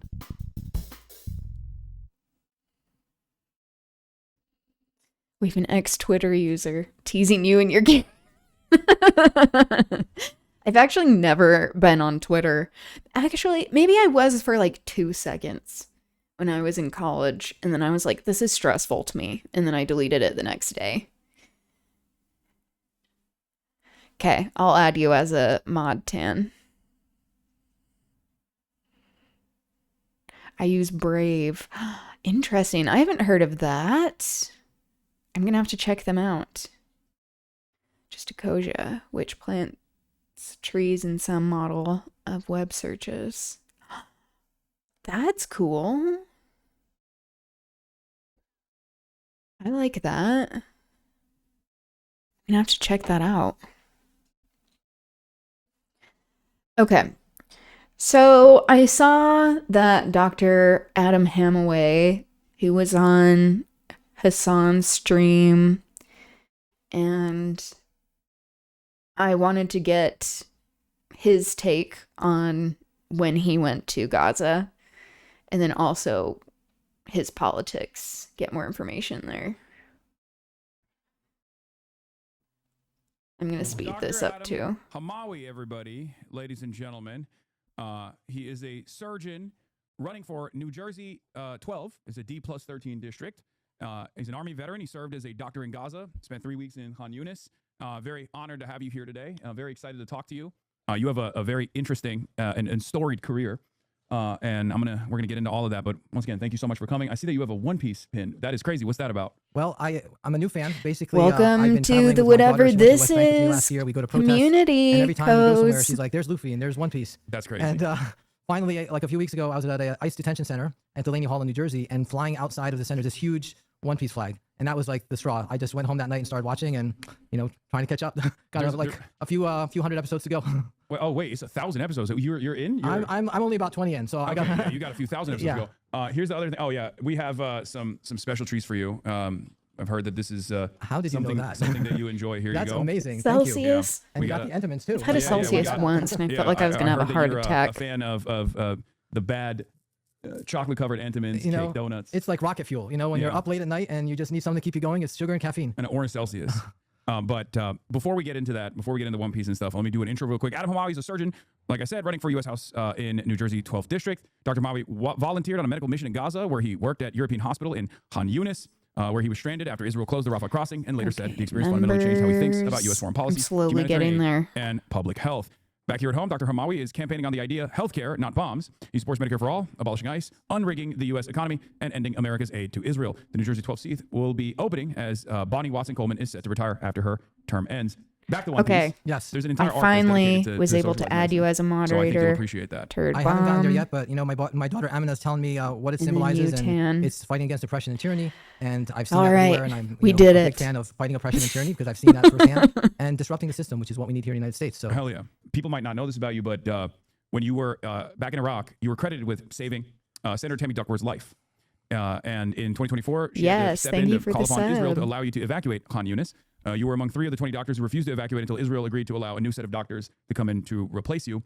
Can you walk us through what happened in that process? My relationship with Senator Duckworth goes back a long time, and I was there in Iraq. It was November 2004 when her Black Hawk was shot down, and it was a mass casualty event. We had the entire crew come in. She was the most seriously injured, and what really stands out that day is that she came in and all she Getting kept One asking was, Piece How's my crew? Which representation that kind of burned in her name into my USA is brain. I took odd care of to hundreds me. of troops when I was there. What do you mean but I One was always able to Piece? remember her, and I was able to remember, she symbolized everyone else I took care of. And we I don't operated for a few know. hours. Really, she was in serious condition. I'm not sure what that and, means. once we had her stabilized, she was flown out and evacuated. And it was a few years before we reconnected again. And then she got this But chance there to are return many favor things when I was about stuck and our my team was, politics needed that help. don't make She any was sense. instrumental in calling on the U.S. State Department Like and the Israeli government to get duopoly us of out. both parties. So let's talk about that experience. I've interviewed a bunch of doctors that have done medical missions in Gaza for Sidwa, the Beast from the Middle East, to name a few. And that experience is usually harrowing. I hope you don't mind me asking about what took place there. But one thing that I wanted to ask you in particular is, as an American doctor, did you feel a sense of protection, given that you were an American versus local doctors like Hassan Hamdan, who, along with his family, was killed by an Israeli airstrike inside of a safe zone, or what they call a safe zone? So there's no safe area in Gaza. Everywhere has been targeted. We had bombs falling really close to the hospital that shook us. We couldn't stand straight at some points. However, we did feel safer than other areas. And that was one of the main reasons that I didn't want to leave. And the 2 that went with us is because having foreign doctors in that space gave a sense of security also to the Palestinians that were there, because all the hospitals had been raided and targeted. And, having international attention on us made it less likely that the Israelis would hit it. They've hit other people in the past and called it accident. It's not an accident, as you just said, accident. It's not an accident, the Israeli policies when it comes to letting in aid or not letting in aid. That is the more accurate way to talk about it. Not letting in Doctors Without Borders, all of these healthcare workers, targeting of healthcare workers. And so that could still always happen, the quote accident that continue to go on. But yes, we were safer, but not safe. You've mentioned in other interviews that you saw zero evidence to back up Israel's claims that Hamas was using hospitals as a command center, yet Israeli bombs never really stopped dropping on every single one of Gaza's hospitals. What did you see personally inside of these hospitals in Gaza when you were working? So I saw broken hospitals. These are hospitals that are overwhelmed. They have little resources, little personnel. I had more access than most Palestinians. As a surgeon, I could walk into an operating. I could walk into any room in the hospital without restriction. There was nowhere that was said this is not allowed. And this was not available to everybody else. And I was in that hospital. I was in, EGH, which is the European hospital. I was in Nasser. No signs at all of any military activity. I see more military activity with a security guard, in my local hospital standing at the door than what I saw in Gaza. I saw no weapons at all. No one that looked at all like a military, person. And 99.9% of the people coming in were clearly civilians unless you want to call any young man who is like, 20 or older a combatant, which is not reasonable. Yeah. You said that in the 3 weeks you spent at European General Hospital in Han Yunis, you performed 120 surgeries, and more than half were on children. All but one was for treatment and reconstruction of war wounds. Israel killed 2 of your colleagues while you were there. You stated that some of the doctors around you reported being tortured while they were under Israeli detention. How did the sequence of events change your outlook on humanity? And what do you believe we can do as Americans? What can the American government do? This was not my first time in a combat zone. I've seen war. I was in Iraq. I was in Bosnia, which was another genocide that was, 20, 30 years ago. I was, with the Syrian war, I was helping with the refugees, saw what that was about. And what I saw in Gaza was at another level altogether. This was a genocide. Every single day I saw, like mass casualties. And I'm talking not like 6 or 7 people. We're talking 20 people coming in at a time. And these are families that have been deliberately targeted. And the reason I say it's deliberate is you could call an accident when it happens once or twice. This happened every single day I was there. And having children and families come in maimed, dismembered, and these were our bombs that were falling. I'm paying for this. Yeah. I'm paying for this with my own tax dollars. Yeah. And I come home and people don't believe like what we were happened, talking and I about witnessed it with my own before. eyes, and I took care of these children. And I felt All of our guilty tax that I got money. to leave. And we had to leave Palestinians. What the there, American they can't get flag out, they stands have to live with for this is every just single day, and I'm paying for the endless misery. violence. And so I had to go to Washington and start talking about it. It was just as What do we important get with as our taking care of the tax children with dollars? my own hands there. It's Police just as important brutality. as operating is to tell, our lawmakers so that they have no excuse. In New York City, at that least their they didn't know. taxes are going Yeah. towards And some now similar atrocities public are also programs. taking place. Have continued in Gaza and is now taking place in Lebanon. And our tax dollars are also contributing to similar instances of violence in Iran as well, all at the direction or directly in the hands of He's so Israel. cute. In the New York Times, you were quoted as saying, children who lost limbs and could not run or play specifically said they wished they had died. And some wanted to kill themselves. In the same article, multiple other doctors were quoted as saying, I couldn't believe the number of kids I saw shot in the head. Yeah. How do we make sure this never happens again? And how do you feel about the fact that this level of reporting had to happen? The New York Times reporting was independently conducted by doctors from different parts of Gaza that had not corresponded with one another, and yet there were still people that were questioning those reports and criticizing those reports. Well, this is what we're doing right now. I mean, it's still happening. When we say never again, it's still happening right now. There are still children being killed in Gaza. They're being killed in Lebanon. Yeah, on the first day of the war exactly. with Iran, the United States of America, not Israel, dropped a bomb. Israel and on the a school US filled with girls. So have what we a have to do is pattern actually of speak up. targeting We actually children. have to say stop. We have to stop funding it. We have to. This is not just like a foreign war. This is our With money that we could be bombs using in our and communities. also we could be using with it to fix our healthcare system, predation, our education. We could build predatory roads. We behavior. could actually have like a high-speed rail system. This is our money that we're spending over there to just create misery and commit atrocities that. One Piece. The doctor has a pin on his coat for the anime. Oh, okay. Which is in rough summary, a free world of pirates and world government, yet deeply intertwined with many elements and stories, injustices humanity has succumbed to and still is chained by. Interesting. Okay, getting One Piece representation. Interesting. I need to check that out. We're supposed to be preventing. Do you believe that there should be a full arms embargo in Israel? Absolutely, 100%. There are many in Congress that have Free now, world of chosen to make this pirates distinction and between world defensive weapons and offensive government. weapons, or rather have I'm decided very to interested in lean those into no distinction themes. between the two, but seemingly are using this as an opportunity to say, look, we won't pay for Israel to purchase these weapons, but we'll still sell these weapons. Do you feel like that goes far enough in terms of restraining Israel? It's not far enough. We first need to follow our own laws. We are not supposed to be selling weapons, any kind of weapons, to any country that is breaking international humanitarian law, that is committing genocide or atrocities. And when we talk about the Iron Dome or any kind of defensive weapons, what it's doing, it's insulating Israel from having to make decisions to make peace, and it really isolates them from having to deal with the consequences. Yeah. It's like giving a bully body armor to go bully people some more. We Yeah, need to be able exactly. to have them feel Israel the effects has of war, been and then they'll stop, insulated actually have a and conversation. coddled, Beyond that, do you protected, support sanctioning the armed state of for Israel? years and Yes, years and like every other years by state. the Western what makes it world, but different than particularly Russia the or US, Iran and in a this case that is we've the talked about result. for years. If that's the case, what makes Israel so special that they don't have to abide by the rules that everyone else does? So you worked in other war and disaster settings. You briefly alluded to this, but I want to talk a little bit more about it. What was different about Gaza medically and morally from Iraq, Haiti, Turkey post-earthquake, or even back here treating 9/11 first responders? What made Gaza different is, first, the number of children that I had to see. I saw more children in 3 weeks than I saw in 8 months in Iraq. Part of it is because the population is so dense. Jesus Children make up about Christ. 50% of the population. Yeah. And so when you drop a Horrific. 2,000-pound bomb on a bunch of tents, it's not a surprise that most of the people that are going to be killed are going to be children coming in. And this was also because that's the deliberate targeting intention of civilian population. In other wars, civilians I've seen get hurt. I've seen, quote, collateral damage. I hate that term, but it's a reality. But to have the civilians be like 80 or 90% of people coming in my case, 100%, based on my observations, then this is not a war. This is ethnic cleansing. You're not fighting Hamas. You're not fighting anyone. You're really eliminating people and, causing fear and wanting them to flee, but they're trapped and they can't go anywhere. And then when they move to one part of Gaza, then you drop bombs on them over there. This is not a war. It's extermination, which is what's happening. I went to Cuba recently, and I saw hospitals in a dire state of disrepair. I saw an energy grid that had collapsed due to our design on this country, a country that we've actually sanctioned, unlike Israel, which deserves the sanctions, a country that we had sanctioned because they had a successful revolution where they were able to develop autonomy, develop sovereignty and dignity for their people. And we didn't like that. I talked to doctors who told me about not having access to medical equipment.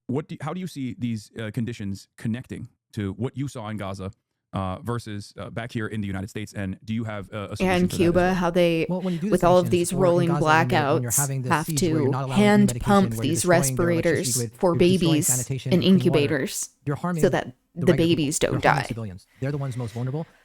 Military, just continued like the United States or everywhere U.S. else in the world, they have priority. violence. They're That's still going to be able to unconscionable. But what we've done in Cuba, for example, it's been 60 years. Everyone who made any kind of decision or was involved in a revolution has long gone and passed. And what you've left is their children and grandchildren who are still living with the consequences of policies that we have in place and punishing people who had nothing to do with it at all. And that doesn't move us forward. We're just avoiding the conversation. And what's happening in Gaza is, again, you're punishing regular people. You're punishing 2.1 million people. About 10% of them have been killed already. And you're not really solving the problem. You're not addressing the issues that are hard to face. Is why this is happening. Why, these are human rights we're talking about: food, water, medicine.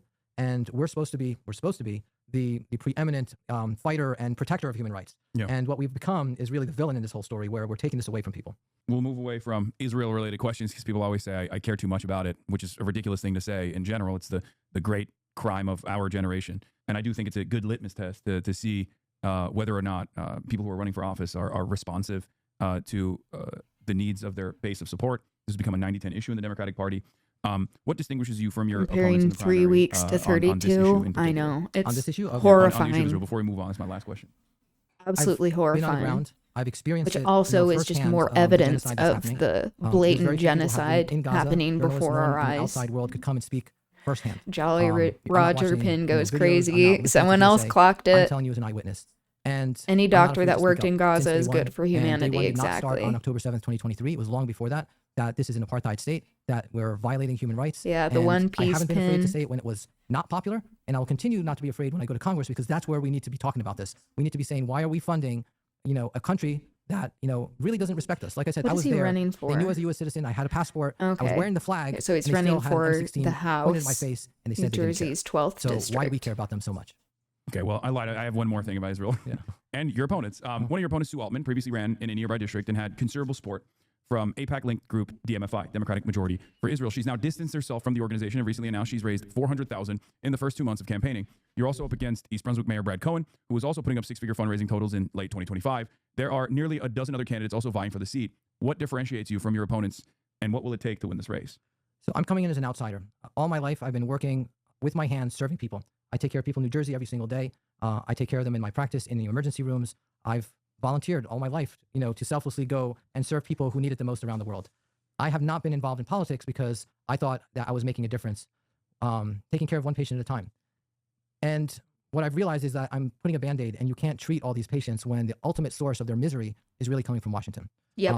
We're told, we have patients that can't afford insurance. We have patients that can't, that can't afford their. In public health, since I used to work for the state of Utah in the health department before I was unceremoniously pushed out, but not before, like having a standoff with the director, which is its own story. There are these tactics that people in public health constantly refer to as upstream policies. That is prevention, which is to prevent diseases, to prevent these harms. And guess what? The things that are upstream tactics are establishing a social safety net, making it so that people have access to resources like food and water and housing and education, that there is encouraged pro-social relationships.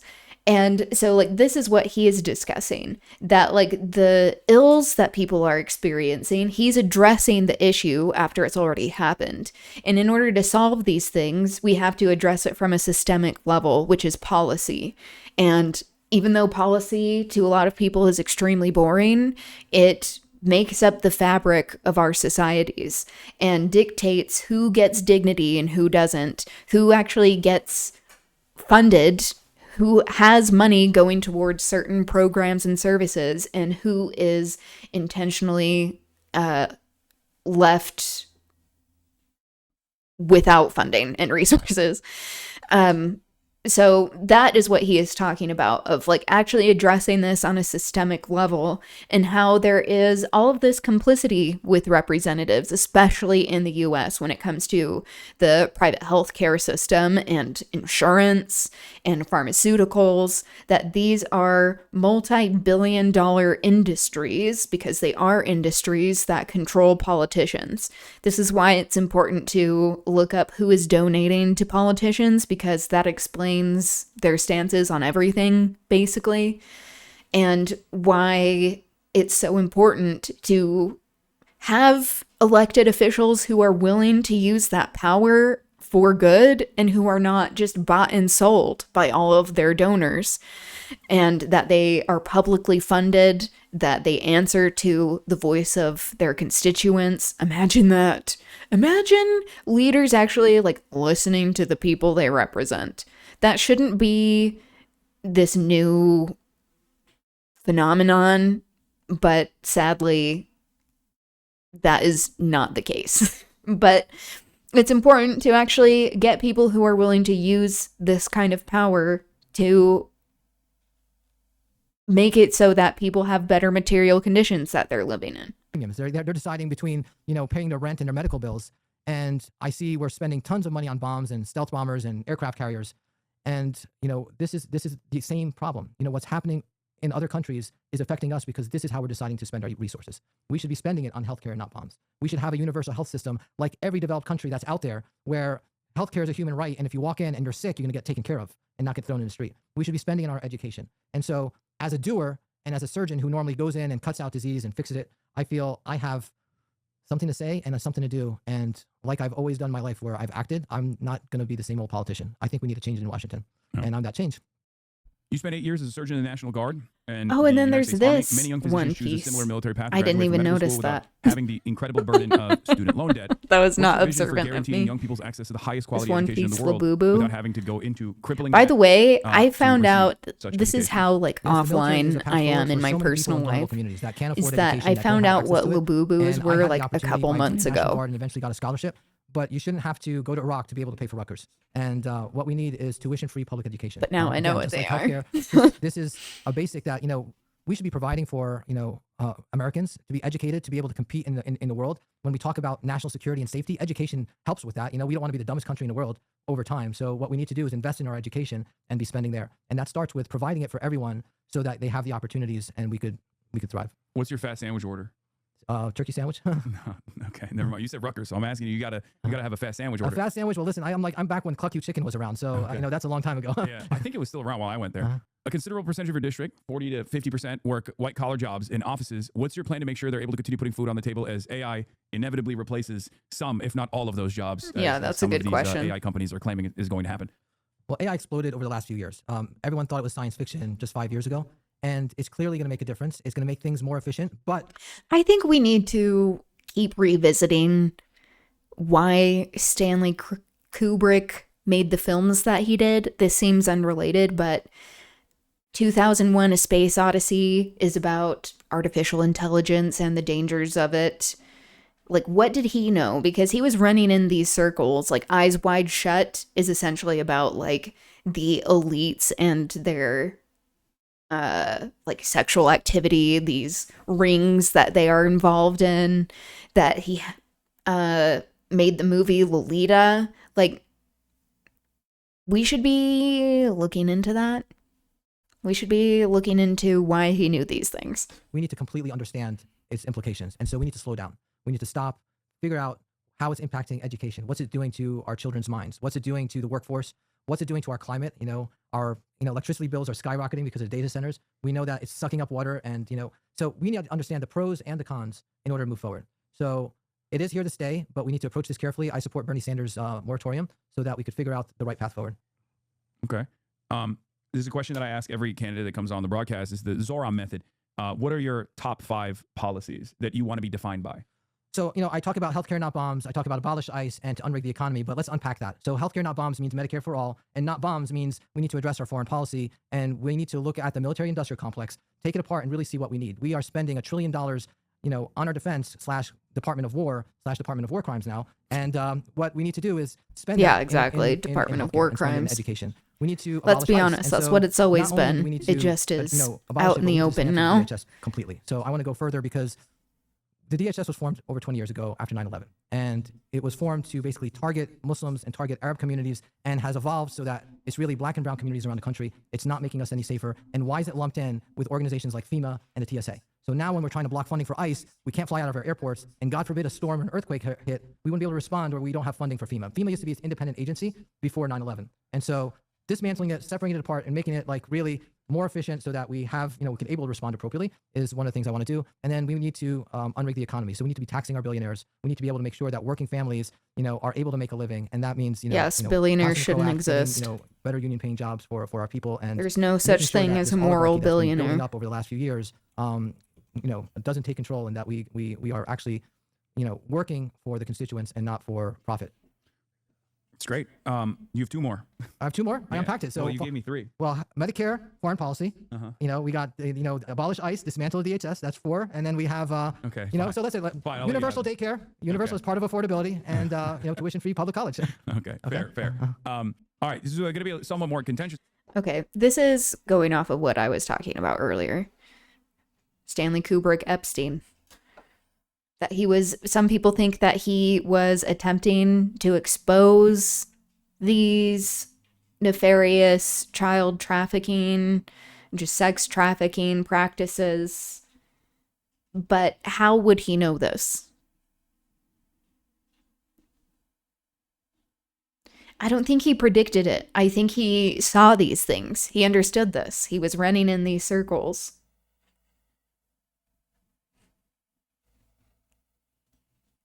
Also, anybody who is engaging with the art of Lolita, which I do want to read that at some point for Banned Book Club, because Lolita is a book that has been banned a lot,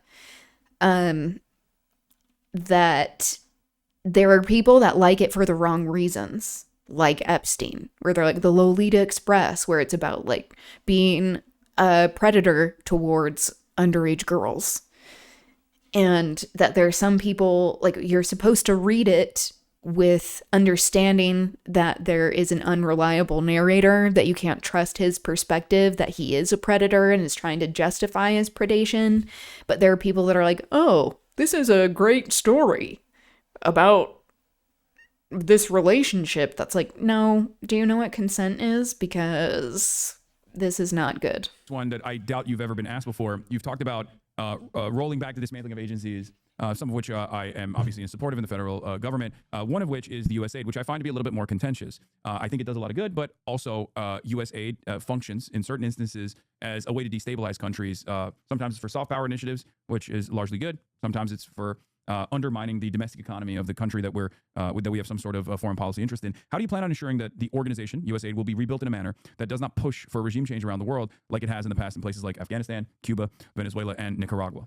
Well, I was actually in Gaza last year, and in February when USAID was stopped and dismantled, and I saw the impacts of it in 24 hours. We had field hospitals that were being funded that had to discharge patients and let the physicians that they were hiring go, and so it had a real impact on people's lives. Yeah. Now, whether we should be using it as a tool to destabilize countries really goes against the spirit of the organization altogether. We need to have oversight on why we're actually doing it. USAID should be to aid and to create friends and promote relations for the United States. It has done more for U.S. security than I think our Department of War has done over, the last, 70 years, because it's created friends. People look up to the United States and said, Stop calling it the Department of I remember being in War. Sudan and seeing bags Even though it of, is, rice and flour it's not the that were Department of labeled USA. Defense. So that I had mean, an impact for security. like in for friendliness, and practice, creating it's a the stable Department order. of War. So how do we ensure it? But I mean, we just have to have oversight. then we're and, using the terms that in the end, the Trump administration is using, and I think that should always be repudiated. Stick or we are wanna, not carry a carrot, and I think the carrot is the way to go. going to I be like that. using All right, their rapid fire. terminology. We're gonna do a rapid round. All right. Do you support Medicare for all? Yes. Banning congressional stock trading? Yes. Abolishing and prosecuting ICE? Absolutely. Taxing billionaires? Yes. Canceling student loan debt? Yes. Canceling medical debt via the Medical Debt Cancellation Act? I think that's very important. Yes. Universal child care? Yes. Implementing the Green New Deal? Yes. Ending aid to Israel? Yes. Ending America's war on Iran? Yes. Ending America's blockade on Cuba? Yes. Okay. That was easy. Yeah. nothing crazy I didn't have to think about any of these. Yeah. All right. Well, last question I have for you is this. There's a lot of people who are tuning in for the first time and hearing what you have to say. What do you want them to understand about your convictions, and how can people contribute to your campaign? My convictions have not changed. I treat people as human beings every single day. I don't look at their skin color, their race, their religion. When someone is sick, I want to help them. And I think that our country is really sick right now. And I want to go in. Never been in politics before other than voting and, supporting my candidates. And so I don't answer it to anyone except people. I'm not taking any corporate PACs. I'm not getting any APAC money. I don't Our think country's more than volunteer sick. It, but, it's terminal. I'm raising it from individuals because that's who we should be answering to. And when I go to Congress, I'm going to be answering to the people because I believe that we answer to a I higher like power. that he said, And when I at go one to point in time, I'm Congress. gonna be asked That's if I did the the right thing, perspective of a and winner. I need to be able to answer that with a straight face. And so if you believe that and you want to support me, I think you should check me out on hamleyfornj.com. This is not the hardest thing I've ever done. I think, I was at an awards dinner yesterday. There was a medical conference, and I got recognized for going to Gaza. And afterwards, I had a lot of people come and speak to me and say, thank you very much. You were very brave. And they weren't talking about brave for going to Gaza. Is that because I was speaking up? And, that kind of took me back, is like, speaking up is the easy part. Everyone could do that. All you need to do is just stand up and have a voice. And we could do that together. I'm going to do that in Congress. Yeah, that's It's what's not like wild I'm falling about around so me. many And, spineless people. You could count on me for that. There's an epidemic It's a great final the statement, but absence if we're of talking about this sincerely, what are vertebrae some of the biggest hurdles you need to among climb the in order to world when it comes to standing up telling people who I am. against Everyone's used to the same old genocides, politics and which should politicians. be just like I'm not a that. basic. I need people to know that I'm sincere. What I've done in the past, and understanding my convictions, that I'm not answering to party lines. I'm not answering to any interests other than I really want to make this world better, and I believe in this country, and I want to make this country better. What do you need? Like door knockers, phone bankers? What are some areas of need for your campaign right now? So we have a good grassroots campaign, but we need more people to knock on doors. If you're in New Jersey or close by, we have canvassing like every weekend, and now doing some weeknights. Phone bankers all over the country, and donations. So $5, $10 or more if you could donate. Again, go to hamleyfornj.com. This is how we get our message out. We have a donation link in the chat that people have been spamming and a volunteer link as well. So if you guys want to get active, if you don't need to be in Dr. Hamawi's district to participate, you can volunteer for the campaign and phone bank from anywhere, and you can donate from anywhere, unless you're outside of the United States of America, in which case you can't donate. That's not legal. But yeah. Well, Dr. Hamawi, thank you so much for coming on. This was a wonderful conversation. Thank you very for much. Yeah, all that's of the true. work that you've done all around the world. And I phone banked for hopefully we'll see you in Zoran Congress. Mamdani's June 2nd, campaign. if you're in the district, please vote, and I'll talk to you after that. You can hopefully, do and that I'll if talk to you're SF. out of state. Thank you. All right. Okay. Moving along. It's good to see people who are actually interested in wanting to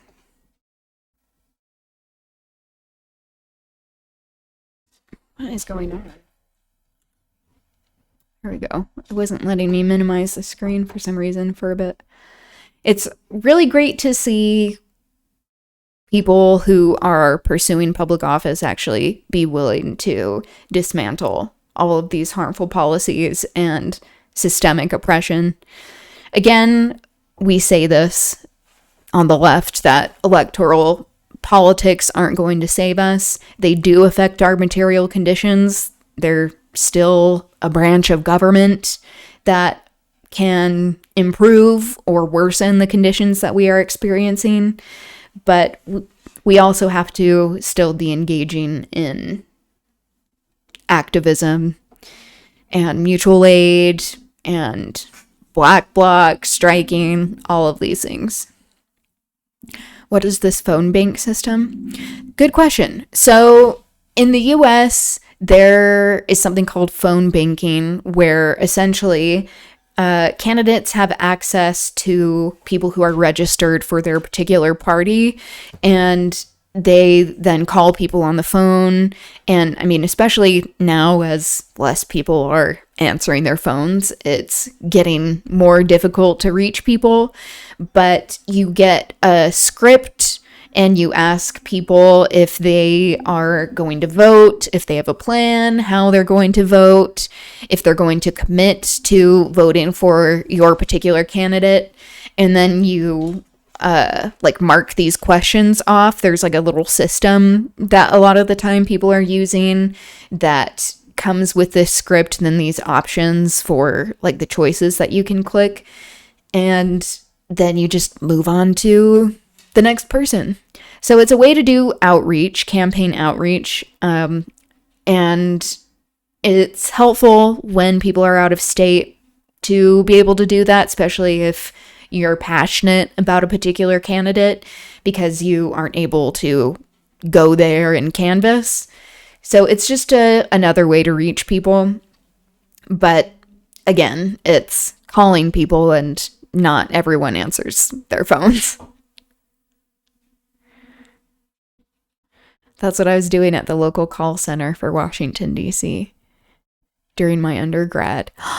You got your undergrad in the U.S.? I didn't know that.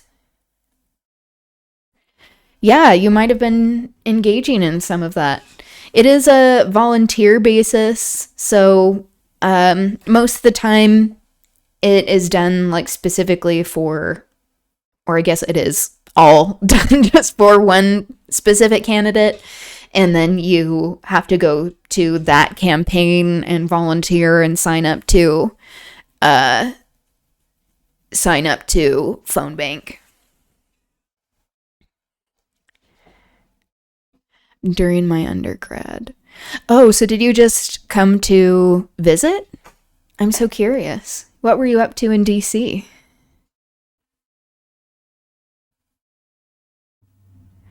I meant I worked for a call center that did the work for you guys. Oh, okay. Yeah, it's essentially that, but for politicians.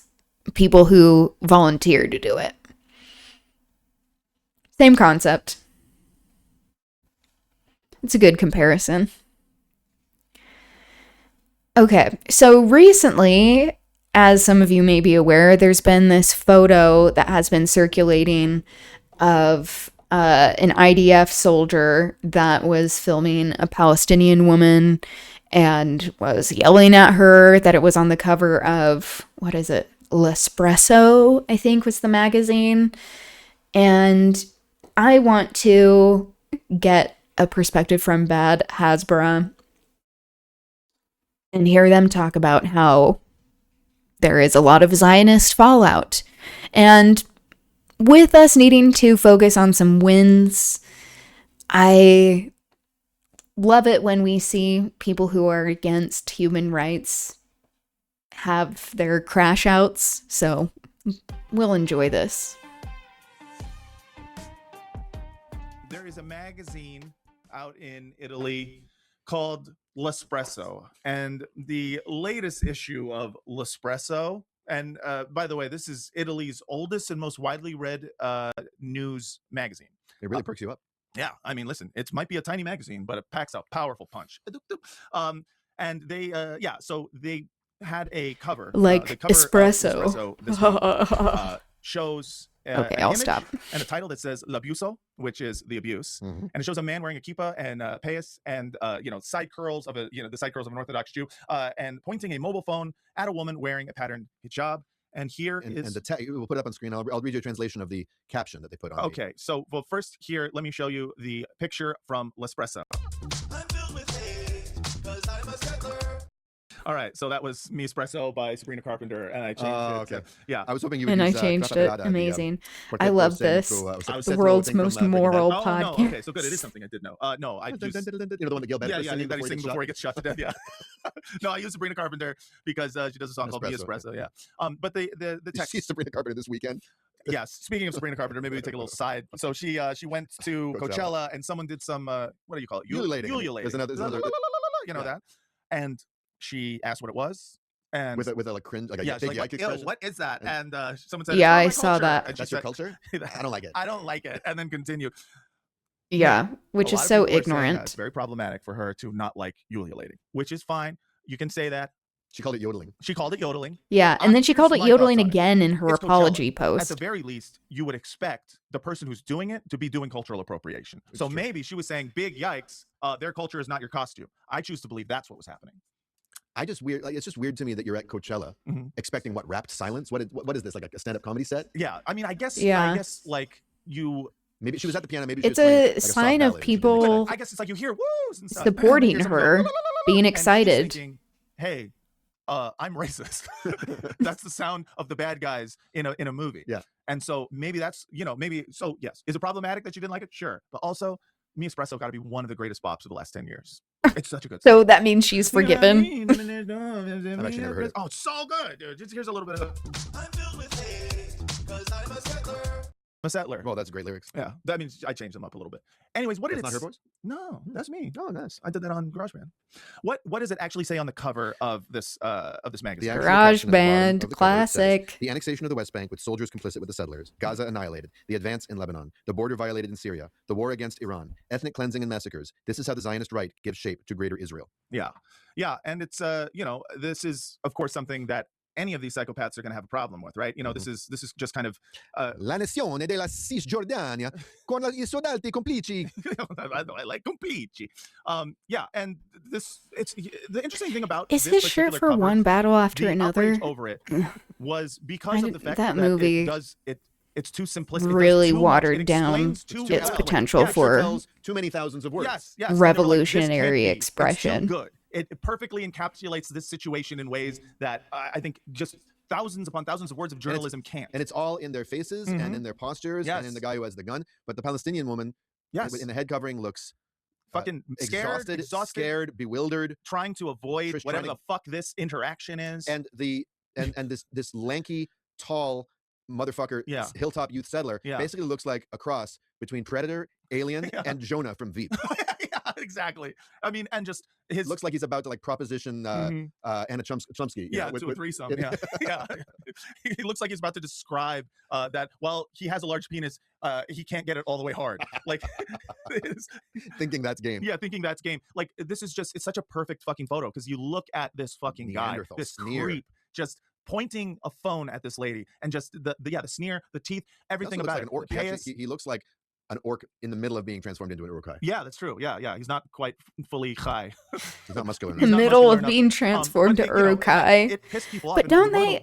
Aren't the urukai like? They're seeing something that is a snapshot born, of just real life. It just is. They aren't it is something that transformed. exists, and they're seeing it and they're going, "This is telling the wrong story." At least in the movie, it is telling the wrong story. This right. is not the story that they want anyone to hear. It could be telling tales. Misleading. Yes, it's leading people in away from our propaganda. Because then they get them out of their that like weird like sack thing. Be able to look at this needs, and that's why they have to chop down the trees. We have no problem with context. The problem with context is that it's not context. It's excuses. It's explanation. It is not actually. It'll explain why this woman needed to be treated that way. Why this guy isn't representative of Israel or settlers. Or according to some Hezbollah accounts, why this guy is AI generated. Yeah, isn't real at all. This is Rabbi Pupko. So this he of everyone's favorite poop company, Poopco. Yeah, the CEO of Poop Incorporated, Rabbi Poopco. Italy's magazine at Espresso Online published anti-Semitic Der Stürmer worthy imagery. Should clarify where they got this image from. Motherfucker, that guy's parents. Anti-Semitic for showing real life. That's just his fucking face. You can't just be like. I said earlier that there were too many people who were spineless when it comes to Gaza and Palestinian liberation. I need to make a correction there because the majority of the world populace is for Palestinian liberation and is against this genocide. That is very clear. It is world leaders who are spineless. We are now seeing more of a change in the tide that governments, especially these Western governments that have been complicit for so long, are starting to stand up to Israel. But, you know, like, it's way overdue. Too little, too late. I mean, we still need people to be standing up. But yeah, I just have to make that correction because I think everyday people, us commoners, the common people, the plebeians, the proletariats, we understand that when this can happen to some people, it can happen to all of us, and that it is unconscionable. I just want to make that correction. You're like, who is this guy? The military vest worn here is no longer in use by the IDF. Who said he was an IDF active soldier? Right, yeah, no, it's exactly what's worn by yes, by settler militias youth who are just like who are armed by the government, protected by the IDF. Yes, or armed. That's by the way, Israel Defense Forces. The defense part is for defending settlers. Right, exactly. That's yeah. If you wonder where the D stands for, that's what it stands for. He says the wedding ring and bracelet are never worn by ultra-Orthodox men. Who said they were ultra-Orthodox? He's not ultra-Orthodox. He's a settler, messianic fanatic. Yeah, he's a fucking settler. This is what settlers look like. You're pretending like we don't know what settlers look like. This is fucking insane. The formation of the beard and the kippah are outlandish. And of course, the very bizarre smile showing teeth are unnatural. Listen, I'm not going to dispute that. There's a very unnatural look going on for this fucking creep. He does have weird teeth. But no, he is a very real guy. He is not an AI-generated orc. This is a real person, and there's multiple pictures of him that, of course, come up online. This is armed Israeli settlers, often protected by soldiers, harass and attack Palestinian villagers daily with the undisguised goal of driving them out. That's from the New York Times. That's from the New York Times, and there he is. Same guy. He's there on the left. But how dare Susan Abu Awa call them demons and parasites? Right, exactly. No, there's nothing demon or parasitical about this fucking guy who does this specifically. He does this so well and demon-like that literally a guy's like, that's fake. That's not a real guy. Yeah. That can't be real. Yeah. Because we could never make such a perfect. And here he is again. So he is real. Meanwhile, Rabbi Pupko is acting like he's never seen such a weird creature before. This is Rabbi Pupko. Oh my God. This is his fucking Twitter picture. This is his profile picture. I mean, the banner photo is better. Yeah, drag him. That's very Gollum-like. Yeah. That's Andy Serkis. I know. That's like Beta Gollum. How are you gonna call someone else a Der Stürmer caricature when this is your chosen fucking profile picture on Twitter? Look at this. Which is referring to he looks like he could be his fucking dad. Nazi propaganda that this guy's acting like created anti-Semitic caricatures to justify the genocide of Jewish people. But it is claiming it is that this image is so absurd. So I mean, a lot of people were also criticizing this, including Jonathan Peled, who is the he is the Israeli ambassador in Italy. To Italy, yeah. Which what I find funny about that idea is like, have you seen Book of Mormon? I have. Right. So the opening, not the opening song, but the second song. I still have not seen the Book of Mormon musical, and I need to. They're getting assigned to their countries of missionary work. Yeah. You're like, you're going to Argentina. Yeah, you're going to, and then like, you're going to Uganda for Elder Cunningham, Elder Price, right? And that's like the for Israeli ambassadors.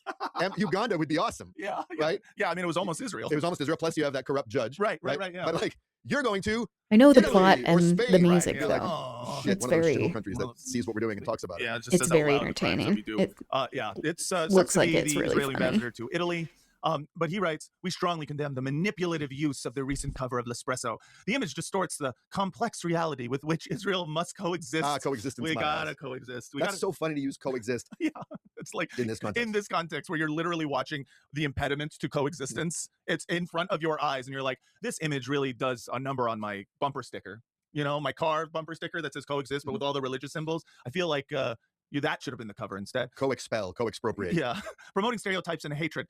Responsible journalism must be balanced and fair. Hashtag media responsibility. First of all, bitch, you're doing hashtags still on Twitter. Get the fuck out of here. You don't know what you're doing anymore. Second of all, promoting stereotypes and hatred. Listen, I would really love to stop pretending as if what we're seeing when we see Israeli settlers aren't a very unique and new type of Jewish stereotype. And I don't mean that in terms of like settlers have existed, obviously, in Israel since 48. Yeah. What I'm saying is that Der Stürmer images of Jews, the different types of anti-Semitic caricatures and cartoons and stereotypes have not included this very unique looking guy. No. This is, especially now that people are becoming woke on Palestine and learning what the fuck is going on, this type of ghoul is a new type of ghoul. You can't claim you're doing, even you can't do it. Like what he's doing, your teeth aren't sharp enough. It's true. He's got he files them down. This is fucking, he looks like a cone head. You know, the cone head teeth, they got the fucking, yeah. But yeah, it's incredibly annoying to be like, you're promoting the stereotype and hatred. No, I'm reporting what's happening. Yeah, you're reporting these hateful, stereotypically drawn real people. Yes, and if you want to avoid the stereotype of all Jews being like this guy, perhaps you should stop trying to call this the Jewish state and say it represents all Jews. Maybe that's on you. You know what I'm saying? I'm looking forward to the next crop of like that would be helpful. Jewish teenagers getting orthodontic work. Like, yeah, right. Orthodont's like, I'm gonna make you look like this guy. Yeah, I want to look like the shark tooth guy. He looks like Jonah if Jonah lived in the West Bank. Yeah, like this is. I mean, he's a true Neanderthal, and it is. Sorry, but new guy. You can't just fucking say someone's face looks like a fucking Nazi cartoon. Well, look, that's his face. Jabotinsky did say we're going to create a new Yeah. Jew. I know. And they sure did. Yeah. They're like the people who are defending this, they are dragging this guy too, which I find very entertaining, where they're like, this is AI because he's so ugly. That's like, Jesus, like, you're the one saying that. Okay. Moving along. I did see Keir Starmer saying he takes responsibility for Mandelson. Let's hear his little speech. Before I go into the details, I want to be very clear with this House that while this statement will focus on the process surrounding Peter Mandelson's vetting and appointment, at the heart of this, there is also a judgment I made that was wrong. I should not have appointed Peter Mandelson. I take responsibility for that decision, and I apologise again to the victims of the paedophile Jeffrey Epstein, who were clearly failed by my decision. Let me be very clear. The recommendation in the Peter Mandelson case could and should have been shared with me before he took up his post. Mr. Speaker, let me make a second point. If I had known before he took up his post that UKSV recommendation was that developed vetting clearance should be denied, I would not have gone ahead with the appointment. That lady nodding behind him. Sure, you didn't know about all of this.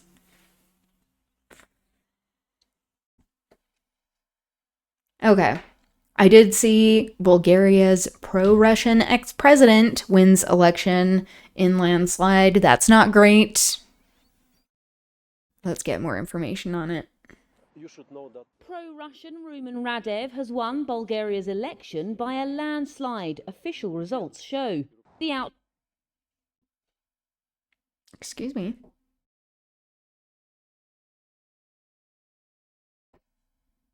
You should know that pro-Russian Rumen Radev has won Bulgaria's election by a landslide. Official results show. The outcome, which has sidelined long-ruling lawmakers, could push the EU and NATO member state closer to Moscow. It could also end years of weak coalition governments and instability, which saw the country have 8 elections in 5 years. The performance is one of the strongest results by a single party in a generation. Radev's Progressive Bulgaria Party had 44.7% of the votes after 91.7% of ballots were counted, suggesting it could rule alone in a strong minority government. But the former Bulgarian president has not ruled out a coalition with a pro-European group or a smaller party. Its tally put it far ahead of the pro-European PPDB coalition and dominant Gerb party, both of which received 13% of the vote. Radev stepped down from the presidency in January to run in the parliamentary election after mass protests forced out the previous government. A former fighter pilot, he opposed military support for Ukraine's war effort against Moscow and remains a Eurosceptic. What Europe needs right now is, again, critical thinking, pragmatic actions and good results, especially building a new security architecture and paying a lot of efforts to recover its industrial power and competitiveness. That will be the main contribution of Bulgaria to its European mission. The results may mark a change for voters who have grown sick of corruption and repeated snap polls. Honestly, I don't know whether to believe that there will be a change in the behaviour of Bulgaria's political class, or if it is the latest deception. Honestly, I think a lot of people feel the same way, confused. But I hope it is for the best, because in the end, it was about time we had some kind of change. Yeah, the working class of the world, we're all like, what the fuck? Our governments hate us and are not interested in serving the common good. Okay, so this is a video by Democracy Now! That came out today that I'm very interested in on art, activism, and resisting fascism. I was going to wait and show it for Culture Corner on Friday, but I am so interested in this that I wanted to just watch it today. So here we go. This is Democracy Now!, democracynow.org, The War and Peace Report. I'm Amy Goodman. Last week, when I was in Los Angeles for the theatrical opening of the documentary Steal This Story, Please, about Democracy Now!, I visited the gallery of the artist Shepard Fairey. He created the artwork for Steal the Story, Please poster. Shepard Fairey gained national prominence in 2008 as the artist who made the iconic poster of then-candidate Barack Obama, accompanied by the word hope. He has roots as a street artist with well-known images propaganda, pasted on walls neoliberal around fascism the world, that including one of Obama professional heralded. wrestler Andre the Giant and the word obey. I asked Shepard Fairey about his thoughts about art and politics and described some of the pieces hanging in his latest exhibition. I think art can help turn things around by Beautiful taking art. something that's a feeling more in the ether and crystallizing it in a way that's very direct, clear, and resonates with someone's emotion.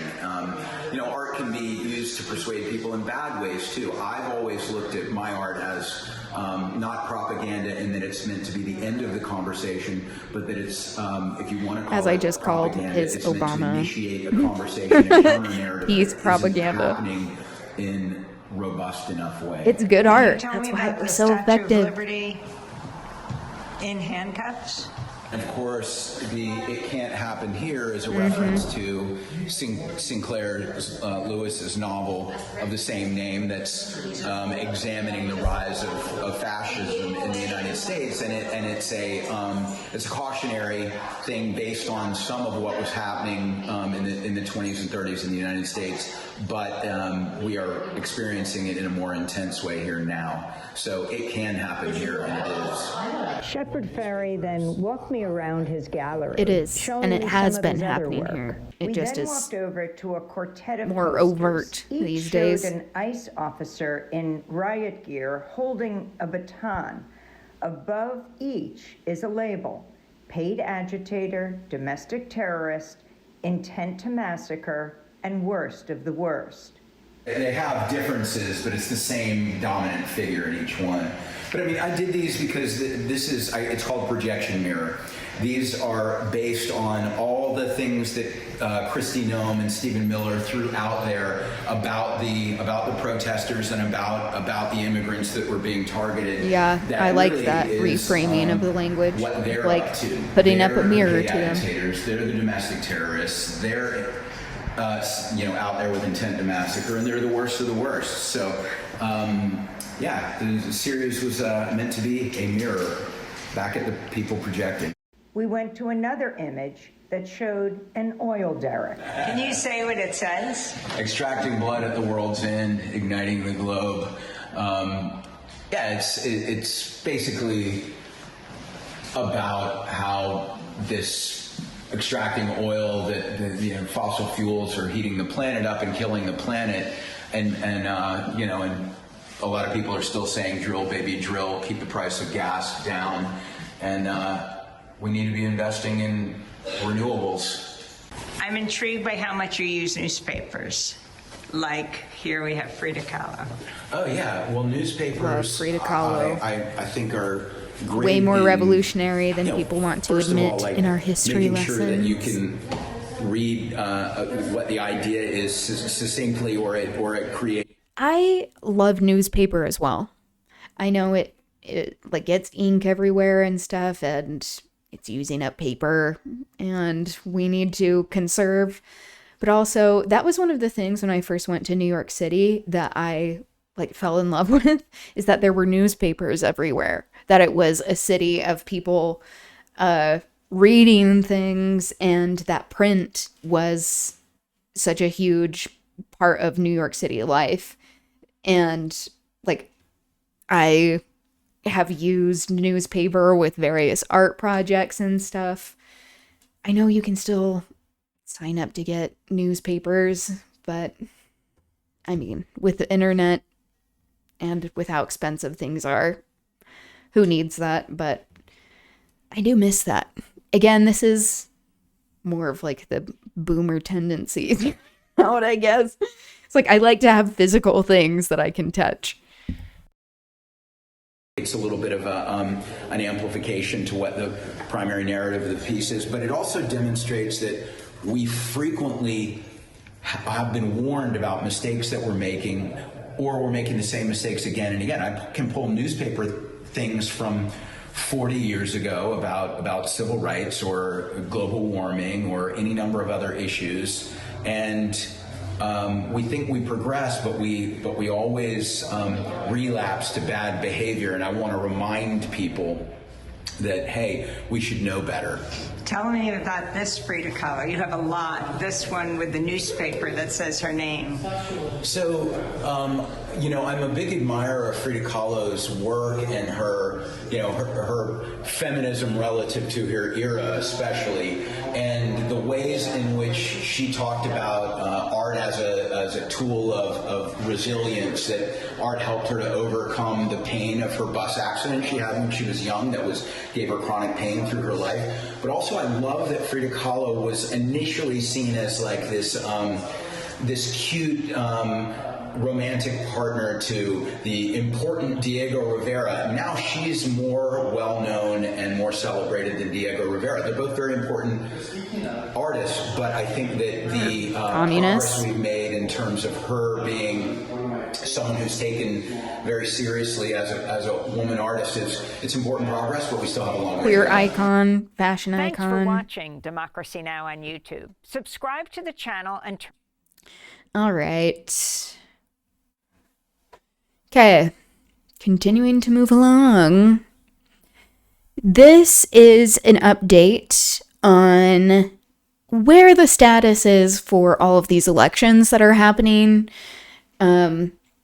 There is a lot of evidence already that we have seen that the tide is turning against the conservative fascist regime, and that Republicans need to be very afraid. So this is from the Majority Report, and it's titled, "This Should Terrify Republicans," talking about some of these recent elections and also the polling of where the public is on the current administration and what they're actually wanting from their elected officials. Thank you for all who casted your votes for an unbossed, sassy new member of Congress, y'all! Let's turn to some good news yesterday in your neck of the woods, Emma. Yeah, well, I mean, sadly, I don't have family there anymore, but I got to go back and visit my hometown. It's really not far. I just don't, what's the point, but whatever. She's from my hometown, Ana Lilia Mejia. It's not a big town, Ooh, that's so it's cool. pretty cool to see.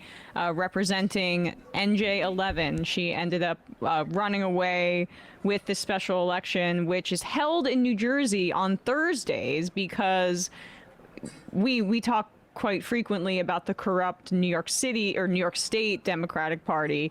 New Jersey has its own problems, although the ballot line change has been helpful to kind of insurgent candidates and has less of a the county and state party has less of a grip on which candidates have an advantage. But Ana Lilia Mejia, people will remember in a primary just a few months ago in New Jersey's 11th district, which is kind of a pretty wealthy suburban district outside of New York and North Jersey, ended up eking out a victory over the favorite, Tom Malinowski, who had been in Congress previously.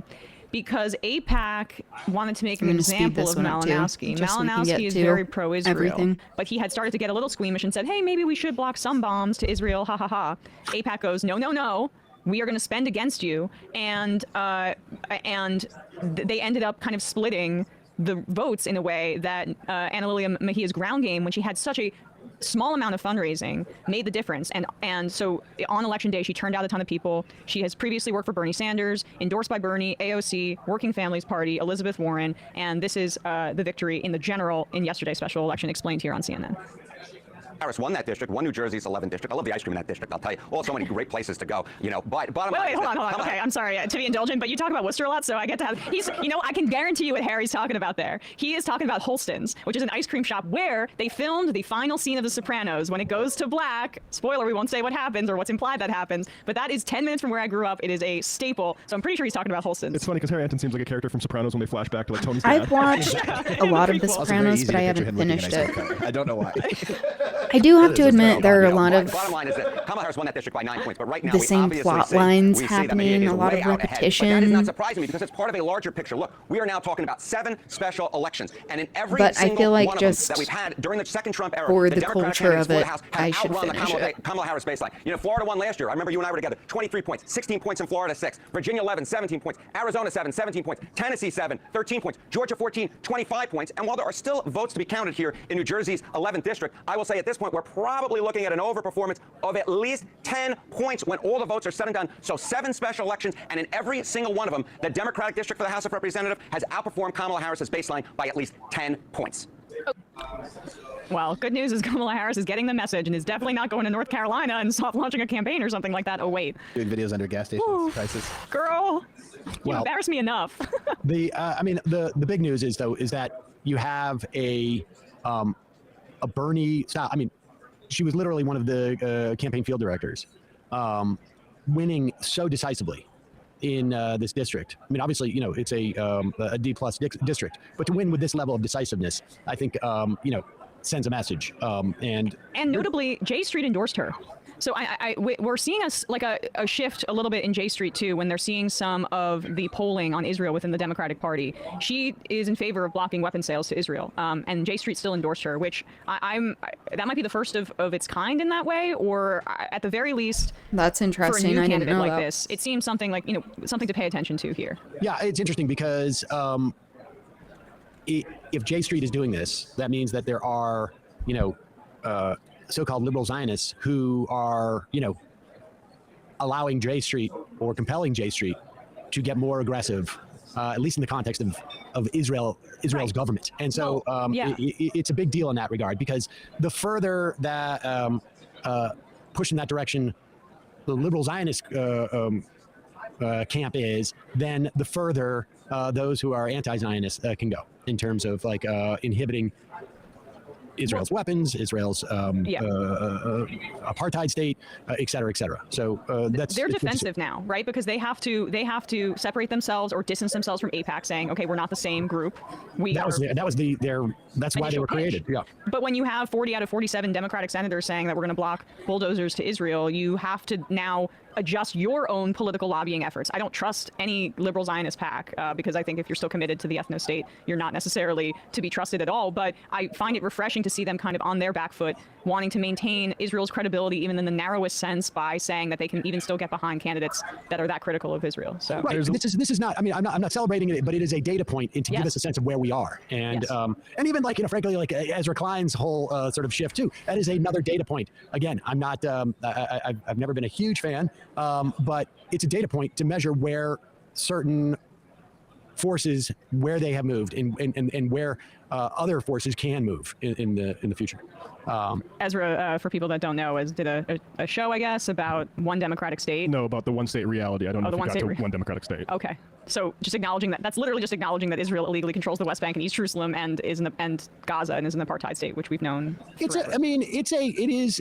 is a big. I think it's extremely helpful, the framing of it being one state now. I agree. Because then all of a sudden it's very difficult for if you have that understanding that it's one state now, it is very difficult to deny the apartheid right? Like, I mean, you can't hide by saying, well, it's not, it's sort of like 1.3 states or something like that. Because once you recognize there is one state right now, then you have to reckon with the apartheid and that exists. It's just agonizing to see people come to the conclusions that every piece of reality should have led them to when it would have mattered. That you could get in the New York books from Tony Judd in 2003. Yeah, Right. like before Israel killed hundreds of thousands of people and like ruined their lives and poisoned them with pollution. And I mean, anyway, but Matt sent this. Sam, do you want to listen to a little bit of her victory speech? Sure. Thank you for all who casted your votes. Yeah, this Ezra Klein shift, very much a centrist, even center-right, in my opinion, who writes for the New York Times, Zionist, is starting to shift. And it's not because he is gaining moral clarity, but again, because they are seeing the tide turn. After that tremendous primary victory, the daughter of a Dominican factory worker and a Colombian seamstress who grew up wondering what could I possibly be in this world as a working class kid who watched her parents struggle. At the Montclair Art Museum. That's where I took the bus every day to go to school. That was where we all met up. Whatever, cool. It's about me. It's I'm about just tickled by it. me. There's not a lot of progressives that come out of like, I mean, that district too. It's just, it's really encouraging. That's an important point, is Bigland. that it turns out that this sort of thing can win in all sorts of places, whether it's New York City or Emma's I think she could have hometown, a or even very where Taylor Ramette won in successful Texas. career It turns out like maybe some of if the she conventional wisdom you see in like Forbes struck magazine out on her might own. be not right about what wins campaigns. Hey, folks, don't forget to hit the subscribe button and check out our daily show. We do it every day at 12 p.m. All right. Continuing to move along. And continuing the discussions of Republicans starting to piss themselves over these elections. They are understanding that they do not have public favor, that the majority of Americans are against this fascist regime and their deeply violent policies, both domestically and foreign. And this is why they keep trying to talk about rigging elections, sending ICE to voting stations, voting polls, so that they can intimidate people. We have seen in Utah, and I'm going to talk about this more, that there was this law passed making everyone's voting records public. And this includes people's names and addresses. And this is not only a way to intimidate people and get people to not register to vote. Excuse me. It's a way to also make it so people can be targeted by these politicians and that they can then send ICE to people's houses and kidnap political prisoners as well. Democratic strategist and pollster and MS Now political analyst Cornell Belcher, Sam Stein, still with us. Cornell, how do things look? Well, I think right now it's still a tough map. I think though atmospherically, Trump and his policies have opened the doorway for us to even begin having this conversation. Because if you look at what's happening, particularly with independent voters, and then a lot of these battleground Speaking of that states, Hope what you're artwork, talking about is which way are independent voters shifting? Depending on the poll that you're looking at, Donald Trump on handling most of the major issues that independent voters care about, he's underwater by better than 20 points on whether it's the economy or inflation, these affordability, and his overall approval numbers have hit an all-time low. So the moderate middle swath of the electorate is moving away from Trump and his presidency, and that's made really tough for Republicans because Trump continues to be the center of all the news conversation. Look, as a Democrat, I've seen Democrat numbers move up and down, although I've never seen them sink like this, but Democrats could always distance themselves from the top of the ticket. Trump makes it really hard for Republicans to distance themselves from the top of the ticket, and I think that's opening up this conversation. I wonder, when you look at the races that are currently now in play, you've got Maine for Susan Collins' seat. That's been long desired by Democrats. You have Texas, obviously, also long desired. Ohio is an interesting place because you have a very popular former, or at least he was a very popular former senator running again. If you're looking at all these races, Cornell, which ones are you most hopeful about? And I would also, even though we're not seeing it here, I'd also include Iowa because that's an open seat to replace Joni Ernst. Well, open seats are always opportunities because, as you know, Katie, look, it's hard to be an incumbent, and the vast majority of incumbents win re-election. So if it's an open seat, it becomes a real battle. But if you look I'm at gonna North get Carolina, look, some more water, but I'll be I'll give right back. kudos to I'll keep Senate this Democrats plain. and Chuck Schumer for recruiting, because a lot of these races comes down to the candidate. Well, we can talk about a lot of outside atmospheric, but if you don't have a good candidate, it's hard to win. Democrats have good candidates in all these seats. Even in Alaska, right? Democrats have landed a good candidate. And when you look at North Carolina with popular former Governor Cooper, they are deciding to run for Senate, and Democrats have recruited Roy Cooper to run for Senate. That's going to be a hard seat for Republicans to hold on to. Again, going to an open seat scenario, and you have a very popular former Democratic governor there in that state where people talk about all the good things they saw him do as governor, and he left governors, on the plus side. I think that is a really tough seat for them to hold on to there and purplish North Carolina. Let me ask you, Sam, about Alaska, because Lisa Murkowski obviously has been really interesting during the Trump years. When there have been votes against Donald Trump, usually it's come from her and a couple others. She's also flirted with the idea of becoming an independent. If the race in Alaska against Mary Peltola gets tougher for her in the coming months, do you think it's out of the question for her to take up that interest in becoming an independent again? Well, it's Dan Sullivan who's running against I'm sorry, wrong. I'm sorry. It's okay, no worries. I'm here to help. But you do raise an interesting point about Murkowski, which is she has been independent-minded. The state is not like totally unconventional. Obviously, it's voted heavily Republican, but there are enough people up there who are independent-minded as well. And then on top of that, there's been some reported overtures from Senator Schumer about whether or not she'd be willing to switch parties. Now, who knows what happens in the next year or so? I don't think it's all that likely, but it's not totally unplausible for her to be sort of tempted by the idea. And certainly Donald Trump's done very little to make her feel courted, right? I mean, he's gone out of his way, he's bashed her, he's forced her to take incredibly tough votes. There's been a couple instances where he's helped her out, for instance, on the Big Beautiful Bill. There were some carve-outs for Alaska in there, but she seems increasingly like she's a senator without necessarily an easy party to fit into. In a situation where the Senate is really tight, let's say it's 50-50, you can see a real play being made for her to actually switch parties. And there is precedent for this happening in the past. Long ago, Jim Jeffords of Vermont switched during the early George W. Bush administration, tilted the power of the Senate. Not saying it's going to happen, but these conversations do happen.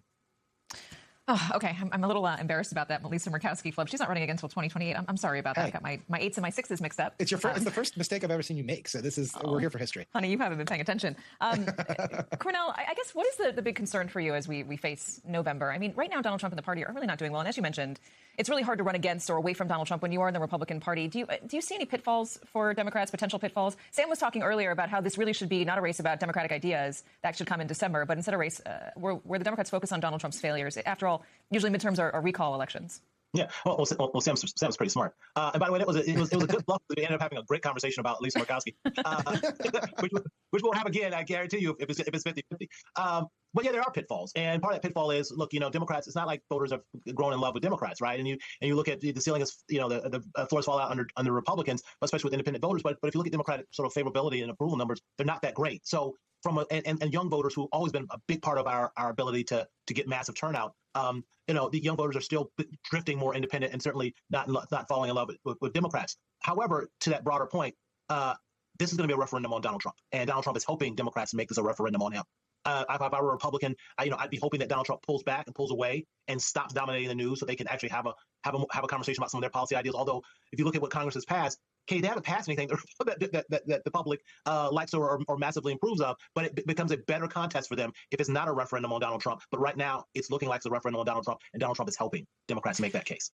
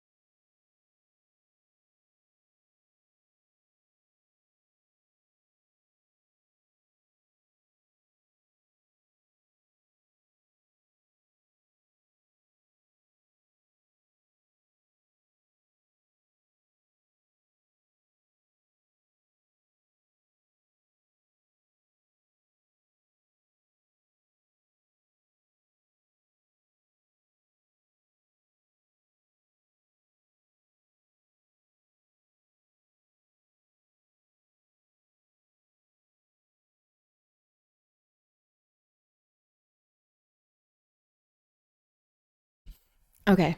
Whoops. I'm back now.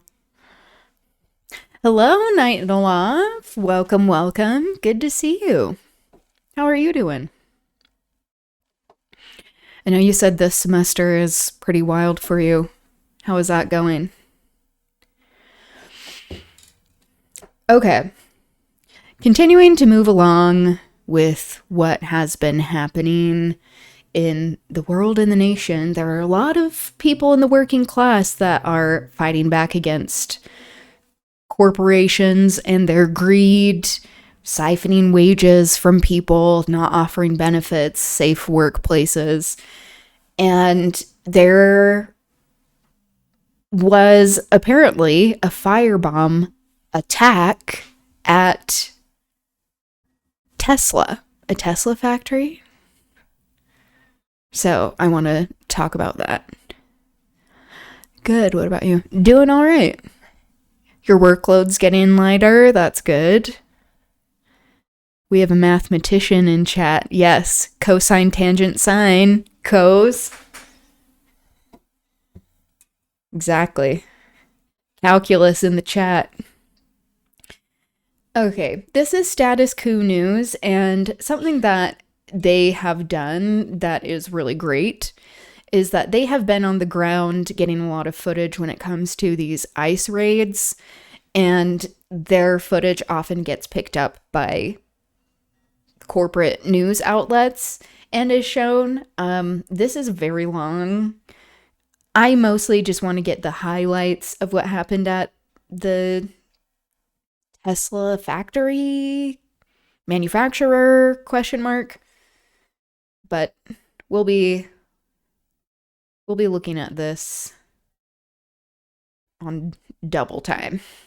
So Saturday Live Status Quo. It is Friday, April the 17th, the year 2026. In the United Corporations of America, the flag upside down behind me, my partner in crime, JT Siskowski, will be joining me hopefully in a few minutes. He's just getting back emoji, from so a story cute. he's covering on the ground over there in Wisconsin. So he'll be joining me in a few minutes. Smash the like button, share this live stream. I think what we're going to be covering today is being criminally undercovered by the corporate media. Understandably, there's been a whole lot of attention on Iran, the ceasefire, which has not really been a ceasefire, all the insane things our president is tweeting, truthing, saying, doing. But if you haven't noticed, it's kind of becoming a little bit of a Luigi spring. Luigi Mangione, I should say. As many or nearly 20 warehouses, let me repeat, 20 warehouses have had fires in this country in like the last week and a half. I can't state the cause of all 20 warehouses, but this is what happens when the working class rises up, when people have had it with their material conditions, their employers taking advantage of them, that everything is deteriorating around us while they continue to exploit us and get wealthier. This is what happens. This is why I keep talking about how circumstances that we are experiencing in the US, but it's not isolated to the US. Many societies around the world and many countries are experiencing circumstances that are very similar to the French Revolution and other revolutions, where we can only take this shit for so long before people rise up. these warehouses being set on fire, all kind of happened rapid fire after that fire in Ontario, California, not Canada, Ontario, California, where you saw the video, the angry worker torched the place while he was lighting it on fire, toilet paper, in addition to other items that were there. He was saying, you should have paid us enough. Like it's just your toilet paper. Let's play that video. So, speak of that, she said devil. JT Siskowski joining us. Fresh from a reporting trip, you are on data center watch there in the heartland. Yes. Yeah, A couple of days data now, centers. So I'm walking into whatever we're about Light to be 'em talking up. about here, nearly blind. Only like the few text messages I've had the chance to read while I was on the road about exactly what this is going to be about, George. So you're going to get me at my rawest. Really nice to see that this is happening at Tesla. On the ground reporting, because while the rest of the media continues bloviating out of the behinds, we are the leading It's independent outlet on the ground. deserved. Michelle, our producer, JT, were just on the ground last week. We called it the war against us, where we did something very radical these days. We went and talked to living, breathing, working class Americans about their struggles in this new Gilded Age. So we'll play some of those Cotan clips. But as I going was to telling the audience, hell. JT, by some estimates, I don't know the exact number, but there's been nearly 20 warehouse fires. Of course, Since that, they're Cotan. calling it the alpha, or the mother of ship. The Luigi of warehouse fires is also something I've heard in Ontario, California. For those who haven't seen it, I'm sure most of you have. This was the original warehouse fire. This was infamously a worker angry, torching toilet paper, stacks of toilet paper, as he said, you should have paid us enough to fucking live. Let's play that down.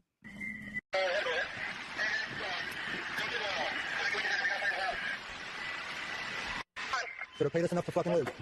You know, we may not get paid enough to fucking live, but these bitches dirt cheap. English isn't my All you had to do was first pay us enough to live. language. All you had to do was pay us No, enough to you're fucking live. good. I got the joke. All you had to do was pay us enough to live.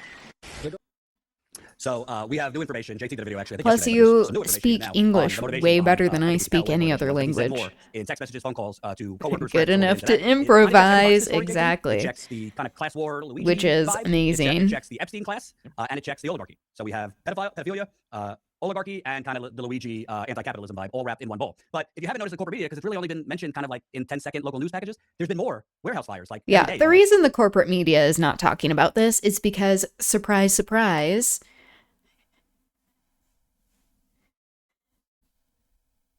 oh yeah, no worries. It was good seeing you. Thanks for being here. I got it too. Yeah, we understood you. The reason the corporate media is not covering all of this is because largely the people who own these corporate media outlets are part of the Epstein class, and they own a lot of these other businesses and ventures or have stocks in them, whatever the fuck that they do with their capitalist bullshit. And that they are very interested in not having it be public knowledge that the working class is rising up against them. And to be clear, we don't know the cause of all of them. I'm sure they're not all intentional arson, but it's been like significantly rapid fire, a significant amount of warehouse fires. And now, last night, you had a individual caught on camera tossing a Molotov cocktail at a Tesla office. Thankfully nobody was harmed, but clearly they haven't caught him as we're live. Clearly, we know there was violence and vandalism at Tesla dealerships, etc. last year when Elon and his Doge boys were stealing our social security data, cutting most of the federal government while they made off with God knows what. Let's show you the video. I haven't really seen this covered that much. Because it's nice to be the video here. footage of this individual basically torching a Tesla. I'm glad you're here. Oh, this is the footage. There's also someone that threw a Molotov cocktail at Sam Altman's house, I think. Obviously it's just kind of a dashboard. The owner of OpenAI, I'll give you some that details predator. Here. Local authorities in New Orleans are asking the public for help identifying a person who tried to set a Tesla building on fire Tuesday. So not last night, correction, Tuesday. New Orleans Fire Department says the attempted arson took place around 2:54 in the morning at the Tesla of New Orleans building. Surveillance footage showed the department shows a person throwing what appears to be a Molotov cocktail. This is hurting the capitalists where I think what's noteworthy there, this is they not, actually very early care. morning. You don't just kind of They care about capital. They don't care about human lives, clearly, because that's how they've gotten to the positions that they've been in. Such a weapon. So that was at a Tesla office. Now I want to show you, this is from a TikToker who's been actually updating warehouse after warehouse set on fire. I haven't verified this, but I do believe there's close to 20 when you combine warehouses and other kind of corporate edifices, that's a big word, that have had fires since that Ontario, California, pay us enough to fucking live fire. Colin, let's play that TikToker. We're up to 19 Fierce. confirmed warehouse, storefront, or commercial type fires that have happened since our Alpha fire last Love their fall. hair. 19 now that have been corroborated. Huge shout out to all the individuals out there, but one individual gave me an entire Excel sheet of all of these things happening. So kudos to the ADHD autism girlies on out there, because 19, as a quick summary, all 10 of them are behind me right now from the last update that we did. So we're gonna focus on the new ones right now, including in this 19 count is the AI CEO house, Molotov cocktail, and shootings that happened in there. And that's just categorized as one. Secure the April 10th, Chicago, in a business area, a blaze at a suburban industrial business. 2 employees and a firefighter suffered burn injuries. Employees were taken to a nearby hospital. No fatalities. Las Vegas, Nevada, a business structure fire that grew to the size of a city block. No fatalities, no casualties. On the 12th, this one's currently under investigation as well. And 2, that's Chelsea is residential, but it was a vacant 6-story apartment building where 2 firefighters suffered minor injuries. I do want to bring focus one more time to the dealership in California, because that one hardly has any news about it, but I've seen multiple videos about it. They're very real videos. No additional news about it, aside from a few other people reporting on it, no articles. Massachusetts had one at a tractor trailers. Flames spread from 2 tractor trailers into the DW Fields Park. No nearby buildings affected. No casualties. The cause of the fire remains under investigation. Of Alabama, Coleman, a commercial building, a structure fire at a historic commercial building, now deemed a total loss. No casualties. Officials have not released cause of fire. A lot of people are talking about the Miami, Florida one, which were vehicles then as well too. So not like a warehouse, vehicles. A couple of big rigs went up in flame near a warehouse. Fire reignited after 2 semis initially caught. Had Compton, California warehouse. A blaze erupted in a building located in an industrial area. No casualties. Cause unknown. Lexington, Tennessee, a business, a very large fire over there, fully engulfed for quite some time. They had furniture, bedding, industrial packing. No reason provided. No casualties as of yet. And then last but not least, of course, we have the Tesla fire, which is choking all of the fires as well. Then too, a Tesla sales office in New Orleans was targeted. Happening in Compton, Chicago, Vegas, Chelsea, New York, Brockton, Massachusetts, Alabama. Are still under investigation. We don't know how they started, where they came from, but that Yeah, all you had to do was pay us enough to live. That's what the person in Ontario, California said in their video. Okay. And by the way, I have to say, I am very careful, and I've in other reporting used TikTokers, because, TikTokers, anybody can be a journalist really, but there's a lot of stuff that passes for journalism on TikTok, Instagram, that's poorly researched. So when I'm playing a TikTok clip, it's because I actually have kind of double checked some of it. It seems what the number she gave, it seems accurate. JT, with the caveat, clearly there's not 20 that were all arson. It seems kind of coincidental that after this made big news in California with the video, infamously, you should have paid us enough to fucking live, all of a sudden, rapid fire. I mean, most companies, big and small, And this will keep happening so we've covered a ton of until plants, refineries, our oil, conditions mining, explosions, improve. fires. These things happen not by arson, but because the companies are unsafe and don't follow regulations. But almost 20 warehouses on fire after this seems a little too coincidental to timing. Yeah, this was something that I talked about in my video that just came out the other day about this. Was I noted how there had direct been so action, and I was looking specifically at warehouses, causes so many warehouse fires, and I wanted to know if it was something that direct was it really consequences. Like amount, or was it one of those things where a warehouse fire is in the news, and now every warehouse fire starts getting your attention in the same way? And I did find, as we saw with the Ontario fire, warehouse fire, where the minimum wage for workers went up right after. Warehouse fires, which equates to more than one a day. But it has not been 20 days since the fire in Ontario, California. So yeah, you do start to say, okay, maybe these are all coincidental, like that these are just so happening. We're in a particularly busy season for warehouse fires, I guess, right now. I mean, but this is probably really a reflection of just how many goddamn warehouses and how our economy is increasingly built on just a few corporations that promise to ship you your materialistic goods in just a few hours' time and need to build warehouses directly next door to your home to be able to make that logistically happen.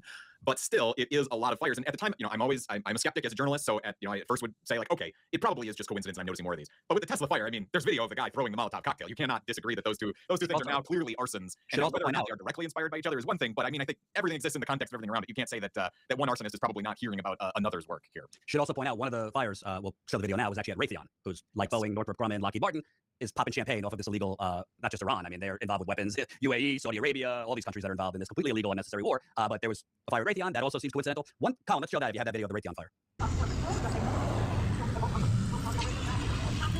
This is in Georgia.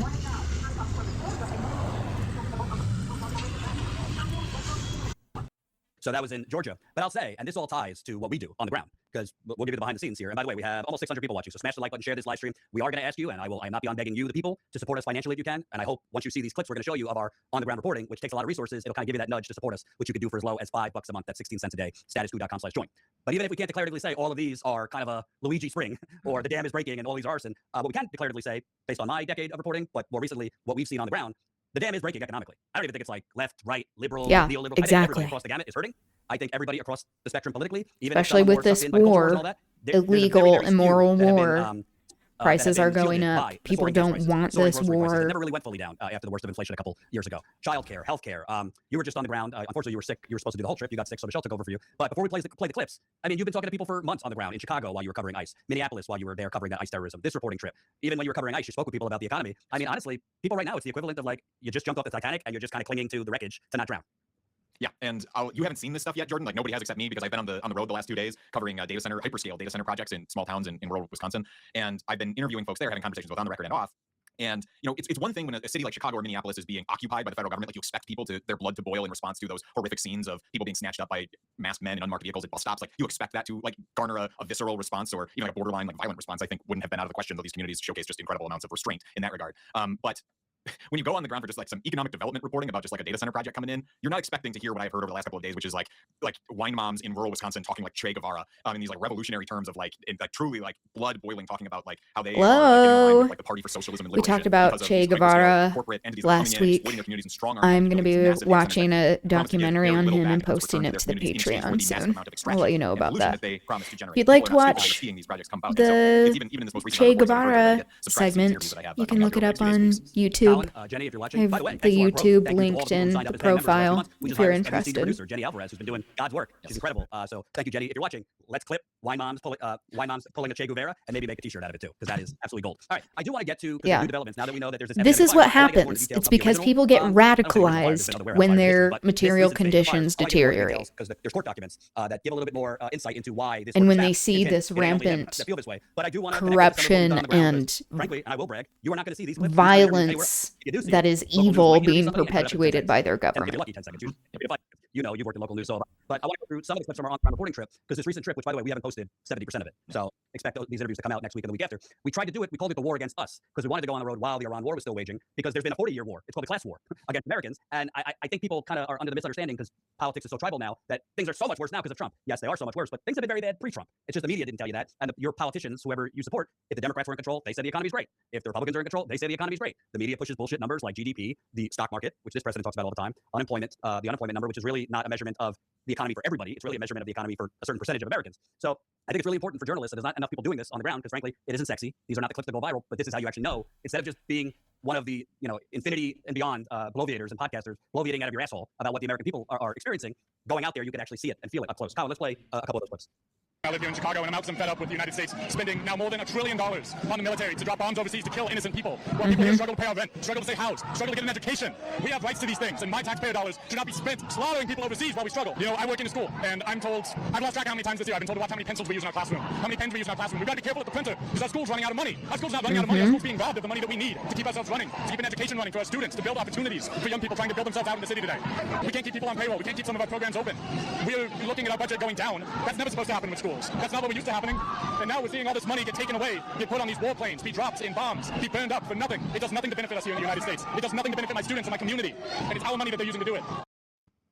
Yeah, it's an incredible amount of class consciousness right there, and an incredible amount of awareness of what is happening in the world. And that's like the most radicalizing thing I feel like for people is just watching the news is like all it takes these days for people to be like, it's one thing of just like, if it were just like, anti, a Republican backlash just because they're the party in power, but it's going a lot deeper than that because you see the dissatisfaction with the Democratic Party as well. And it's People are understanding the rot of our political system. As a way to demand action from anyone, because it feels like no one is listening, and yet with my own 2 eyes, I can see all of the injustices. How both parties are complicit in this fascist moment, and we are on X, we are on Instagram, we're on Substack. that things are so unaffordable. Producer Michelle Dow, who very kindly stepped in. JT got a stomach bug, so Michelle stepped in. I will point out, and this is a kind of a detour, but I think it's important. I'll play my best Steve Drumbine, friend of Status Quo, of Real Progressives. There's this talking point. We all say it sometimes. Our taxpayer money. This is not our taxpayer money that's going to Iran, because the reality is taxpayer money on the federal level does not fund these wars. I could play you old clips of Alan Greenspan, that old turd, and Ben Bernanke. We do print money. So on the state and local level, your taxes do pay for the roads, the schools. But federally, one example I always use, the Washington Post did great reporting a couple years ago on the Afghanistan war boondoggle, where the generals were being ordered to spend $300 million a day in a 20-year war. Doesn't matter on what. You got to spend $300 million. There's not enough Americans, and you could tax them at 90%. That will cover that plus the rest of our budget. So I think people, there's this talking point about our taxpayer money shouldn't be going to these wars. The sentiment behind it is priorities. Our priorities are war. But the reality is America has all the money in the world for an indefinite number of pencils for those schools and healthcare for everyone, and to relocate the people in Flint and East Palestine and all the other growing corporate sacrifice zones. Free colleges, universal child care, the American government doesn't universal health care, actually providing those services, because then people are going to want more if you actually start doing for the people. And the American government really is more there to provide for Raytheon, Boeing, Northrop Grumman, Wall Street, which is heavily invested in these defense contractors, Wall Street, which is heavily invested in big pharma. It's all one vicious cycle. But something that stood out to me about this, and in other clips too, is a lot of these folks that are coming out are kind of like, some of them are Bernie leftists. A lot of them are kind of normie libs that have been, Team Dem for forever. But as you said, I covered it last year when I was at the Tesla protests during the worst of Doge. There's a lot of people who voted for Biden or Hillary or Obama, kind of think of themselves as Team Blue, who are to hell with all of it. Get rid of Schumer. Get rid of the Democratic establishment. And they're moving to the left because people are starting to finally see, we've been fooled into thinking it's like blue versus red. The only color that seems to matter in this country is green. And you're not seeing those kind of clips and those kind of interviews, certainly not in corporate media and not even in the podcast circuit. So that's why it's so important. That's why we built this, so we could be on the ground, which is expensive. Flights, hotels, rent a car, food. We just spent $35,000 that kind of journalism is hard. expensive to do, being on the ground, traveling to places. But it's really important to document this shit. They've done a really great job at that. There after when the rest of the media kind of parachuted in and then left, we stayed. Let's get people behind the scenes. You were supposed to leave Saturday. I just check out what's going on in the morning, and then you could head home, JT. You had been there a week and a half. Yeah, at that point, I'd been there about a week. I heard somebody got shot. I'm heading over there. 4 hours later, you were like 4 hours after Alex Prede, another American, was executed, and that was the first time I thought about calling you and telling you I hate to pull rank. Hey, shut it down, because I actually thought that the cops might start shooting real bullets. It was that bad. It was bad out there. So when you see these clips, and frankly, are there a lot of other outlets doing this kind of on-the-ground reporting? For those of you who can, because I know not everyone can. For those of you who can, please support us. statusquo.com/join. You can become a member for as low as 16 cents a day. That's what $5 a month is. Let's play another clip from our recent reporting trip. I just want to say that I'm a citizen. I'm not a customer. And in the country where I live, I deserve to be happy. I deserve to have rights. I deserve to have whatever I want and whatever I dream, because this is America. And in America, I believe the American dream still exists. And it's up to our leaders that are in office to make that dream possible. The pursuit of happiness is something that we should always strive for. And lately, I haven't been happy. Lately, I've been sad. Lately, I've been angry. So I'm just calling on the people who make those important decisions to think about everyone in America, not just themselves.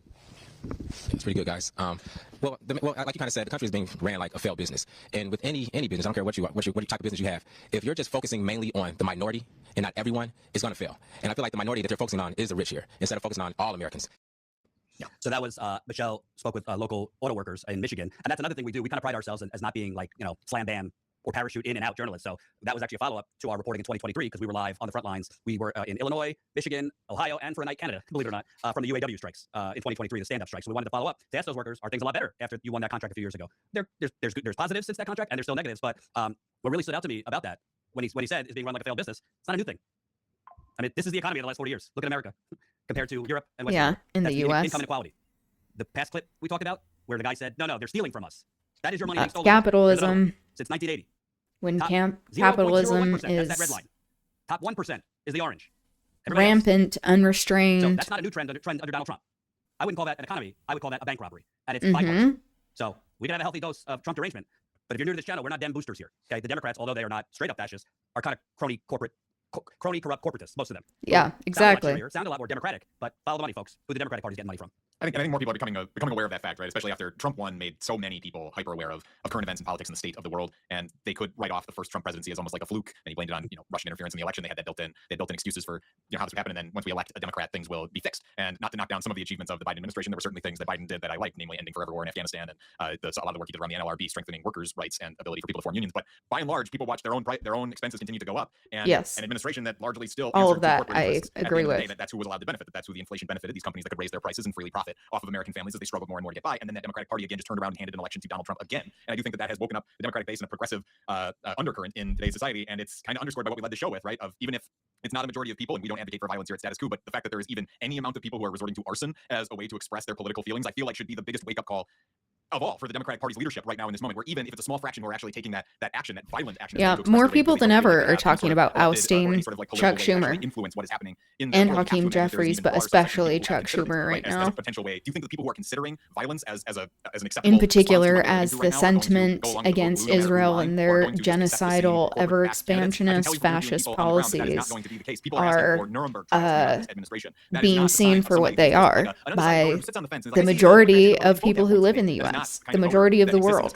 There is just a vast majority of people who are pissed off at a system that has screwed them over for now decades, and they are hyper aware of it in a way they never were before because they are struggling to make ends meet on a daily fucking basis. That is what I'm hearing from people every day.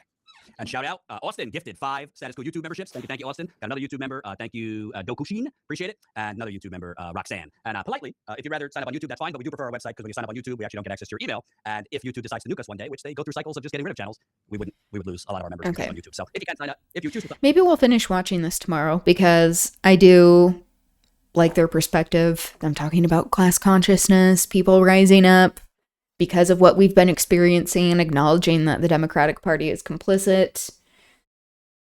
I won't play this video, but I did see that the musician David, he was charged with first-degree murder after a body of a young woman was found in his trunk. So glad to have some accountability there. I wish we could have more accountability just in general for people who are abusing power, abusing human beings. We talked about that shooting that happened, which is, they just keep happening in the US. Okay, so this happened in Utah recently. When did this come out? 2 days ago. Utah family seeks answers after ICE detained sister. I wanted to watch this. Good evening, new at 10, a week after a family vacation in New Zealand ends at an ICE facility in California. Right now, Utah families still waiting for answers on why their sister was detained. News specialist Garna Mejia live for us in Utah County tonight. And Garna, the woman is a legal resident, right? That's right, Mike. The woman and her entire family, the Wihongi family, came here from New Zealand years ago legally. Tonight, they're doing everything they can to get her released out of that facility. A family vacation in New Zealand to celebrate an uncle's 80th birthday. Super fun family vacation to end this way. Ended with Courtney and Avaiki Wihongi's relative being detained by ICE at the LAX airport last Friday. It's just awful a little bit. Awful because Avaiki's sister, Everly Wihongi, is a U.S. Awful permanent a little resident, bit. has been for years. She's been documented Awful for the a lot. past 20 plus years since we got here. But the worst part, they say, ICE still hasn't said why Everly was detained. Still to this day, about a week later, no. Because it's not about I just got off the phone with her. documentation She doesn't know status. either. It's about She's very ethnic confused. cleansing for this white Christian nationalist fascist project. Case, Yeah, I think it's very concerning. He's not surprised. Jonathan says cases like They're the Everly's are Gestapo. growing more common. Someone is detained, but it takes days or even weeks to find out why. With immigration, there's such a backlog that oftentimes things like this start to seem normal. She has not yet seen the charges. She doesn't understand why she's in the detention center. Another concern for Everly's Yeah, family and then was the at the detention airport. centers, They say she these was kept in a room concentration for more than camps, 7 hours have and pressured horrible to sign paperwork conditions. that she wasn't allowed to fully read. And she tried to read it again. He ripped it out of her hands and said, "You're gonna be difficult." But tonight, her family says they won't give up until they get some answers. Especially without, having any sort of a reason of why this happened. Yeah, and we also reached out to immigration officials to get more information on the case. We haven't heard back, but we did learn that a hearing has been scheduled for Everly on April 28th. In the meantime, there's mounting legal fees. A GoFundMe was set up to help with those. I'll share the link on our website. I'll send it back to you. All right, Garna Mejia live for us this evening. Garna, thank you. All right. Oh, I saw this. Utah leaders to probe relationship between Supreme Court Justice, redistricting lawyer. Yeah, shady bitch.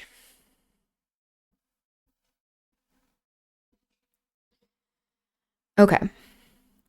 So, continuing with news from Utah, getting some local updates. There has been a huge surge in people unregistering to vote because of this recent legislation that was passed by the legislative session.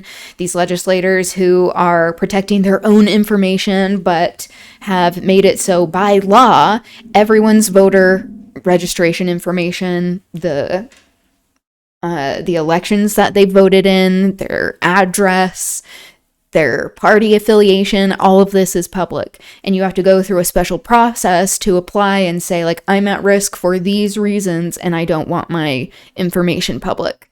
It is doxing, legal doxing by our elected officials. And of course, they are exempt from this. Cops are exempt from this. It's deplorable. Utah elections officials say one of their concerns about the state's new voter privacy laws has become a reality. People are asking to remove themselves from the voter rolls. It comes in response to a new state law that restricts the ability for the average voter to keep their voter information private or protected. This is the intention. It's voter intimidation. Here at KSL, we have received dozens of emails, phone calls, texts from Utahns who have gotten letters about the new law, and it hasn't stopped. We are still getting story pitches about it. Well, today, the Lieutenant Governor's office held a roundtable to discuss the new laws and what they are hearing from Utah voters. KSL.com political reporter Bridger Beals-Svetko was there, and he joins me now live in studio to explain. So first of all, tell us about the roundtable and what the Lieutenant Governor hoped to accomplish. Yeah, like you mentioned, they've been hearing a lot of concerns from voters. Some of them founded, some of them not. So they wanted to push back on a little bit of misinformation that's getting out there. Particularly, they mentioned with this law, some things are changing about what can be kept private. They heard concerns that voters worry that their voting history, the candidates that they voted for would be public. That's not true. People worried that maybe their social security numbers, other kind of driver's license numbers, personal identifying information would also be made public. At least with those, it's not. But their addresses are. Understand what this law actually does and know how to move That's forward. so dangerous. What will be made public? Yeah, exactly. What will be made public is age range. So how old you might be, your home address, your mailing address, the political party that you're registered with, how recently the elections that you participated in recently. It will also show how you voted in terms of if you cast a mail-in ballot or cast a ballot in person or a provisional ballot. That's being made public. So the Lieutenant Governor sent out the letters informing those who had a private status, I'm assuming, those people. But what can they do about it? Yeah, so some people will still qualify as it's now called an at-risk voter. These are people who might be a victim of domestic violence, have a protective order. It applies to law enforcement members of the military, and certain elected officials who have received death threats or threats the to their pigs property. get Those people and their cover. family members can qualify as their an information at-risk is voter, keep all that private. information private. To do so, voters have until May 6th to send a form to their county clerk's office to request that it be kept private when that goes public. Otherwise, people who had previously been private but might not qualify, their information will go public, I believe, on May 25th next month. Okay, I know I've gotten a text from at least a couple of people who said, hey, I'm just taking my name off the voter registration. Is that happening more than just a couple of people that I've heard from? Yeah, the Lieutenant Governor's office said they have heard from people who have expressed that concern. It's too early to tell exactly what the numbers are, why people might be taking their names off the voter rolls, but it does sound like people are concerned about having at least their addresses out there publicly in a way that it wasn't before, and they're considering, is it worth registering to vote in order to, if that information's out there. So are they concerned that people just aren't going to vote? Some of those folks are going to take their names off the list and then not go vote? Yeah, they are concerned. Okay, Yeah, so talk to me that's the about intention. why this law was put in place in the first place. Yeah, the lawmaker who sponsored it, they talked about transparency, saying that we should have as much of this information public as we can, let people go in and look But at the not voter their rolls. information. You might remember Phil Lyman, Not the gubernatorial transparency candidate, for who's sued several them. times seeking to get this information. He's cast doubt on the election systems in Utah. So I don't know that directly led to this law, but I think people are looking and saying, hey, are there ways that we can improve the transparency? It also, people have said that it our previous laws maybe ran afoul of a federal voting registration law from the 1990s requiring that this information be public. So there was worry about lawsuits as well. Yeah, but for some of us who are like, why should I want someone to know this information about me? How often I am voting or not voting? I mean, what are my rights to privacy? How do we balance these things? Yeah, it's a really good question. The Lieutenant Governor's office didn't weigh in directly on the policy, but a deputy elections official mentioned that, in some ways our privacy laws, where it's so easy to post someone's name on the internet, kind of haven't caught up with the times and the technology. Although they did note that while someone can pay, I think it's $1,000 to access this voter information, there are laws requiring that they not disclose that. So they can use it for campaign purposes or as a political party or just as an individual. But if they're disclosing that online, they could face a Class A misdemeanor and face some jail time and fines. So they are still trying to protect this information from getting out broadly, but people will be able to access it if they pay. Okay, so let's be clear. Not just anybody's going to be able to just walk in and request these records. No, anyone could, but they would have to pay, and then there are some stipulations with how they could use that data. So they'd have to kind of fill out an application and put down their $1,000 before that would be Yeah, released. so anyone And there won't can. be a database, Him saying searchable no. online, that kind of thing. It's kind of individual that way. So. All right, Bridger, I appreciate your help. Thank you for being with me. Yeah, thanks for having me. Dave Chappelle. Fuck that guy. Okay, what are some of the comments? Yes, so politicians and their families can keep their information private and I can't. That is wrong in so many ways. Indeed. There is something fishy about these new laws. It's not the direction we should be going. This is not okay. Sounds to me like the crooks in government are selling out their constituents. What are they trying to cover? Exactly. They understand that they don't have popular support, public support, and they have to resort to all of these nefarious tactics that puts people in danger because they don't care about us. They care about themselves. That is exactly the outcome the new law was aiming to accomplish. Yes, that's what I was saying. They wanted people not to vote. Big Brother is alive and well in Utah. Damned dirty politicians. Exactly. I don't care. None of my info should be made public unless I say so. I'm tired of politicians thinking that they know best. These idiot politicians should not be elected again. Why is any of it public? I thought voting was a private matter. Why are you keeping a record of how we vote? $1,000 is no protection. Exactly. This needs to be overturned. It's very dangerous. So Utah decided to make money on selling our voting info. Where does that money go? Exactly. In Arizona, it is against the law for the state to give out any information on its citizens without that person's permission. Yeah. It's unacceptable. Just completely unacceptable. Okay. Should we get into the reading? Let's do it. We're on chapter 11 of the Scarlet Pimpernel. And in the previous chapter, Chauvelin showed up at the opera.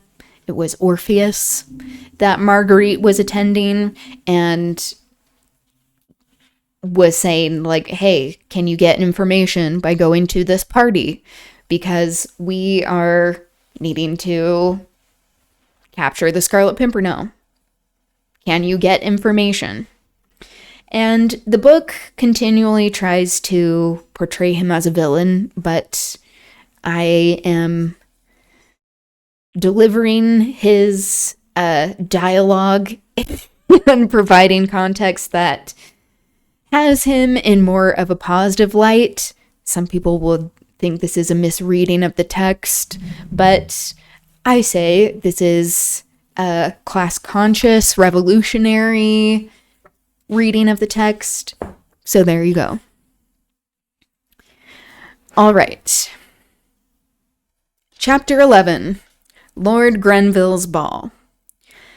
The historic ball given by the then Secretary of State for Foreign Affairs, Lord Grenville, was the most brilliant function of the year.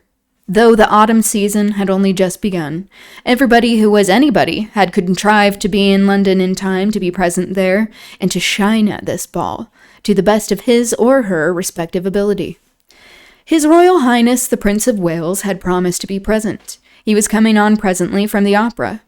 Lord Grenville himself had listened to the 2 first acts of Orpheus before preparing to receive his guests. At 10 o'clock, an unusually late hour in those days, the grand rooms of the Foreign Office, exquisitely decorated with exotic palms and flowers, were filled to overflowing. So, again, they're getting these exotic flowers from places that have been ravaged by colonial extraction. One room had been set apart for dancing, and the dainty strains of the minuet made a soft accompaniment to the gay chatter. Ooh, that's what I do every day on the stream. Gay chatter. That should be the category that I select. Instead of just chatting, gay chatting. Okay. The merry laughter of the numerous and brilliant company. In a smaller chamber facing the top of the fine stairway, the distinguished host stood ready to receive his guests. Distinguished men, beautiful women, notabilities from every European country had already filed past him, had exchanged the elaborate bows and curtsies with him, which the extravagant fashion of the time demanded, and then laughing and talking had dispersed in the ball, reception, and card rooms beyond.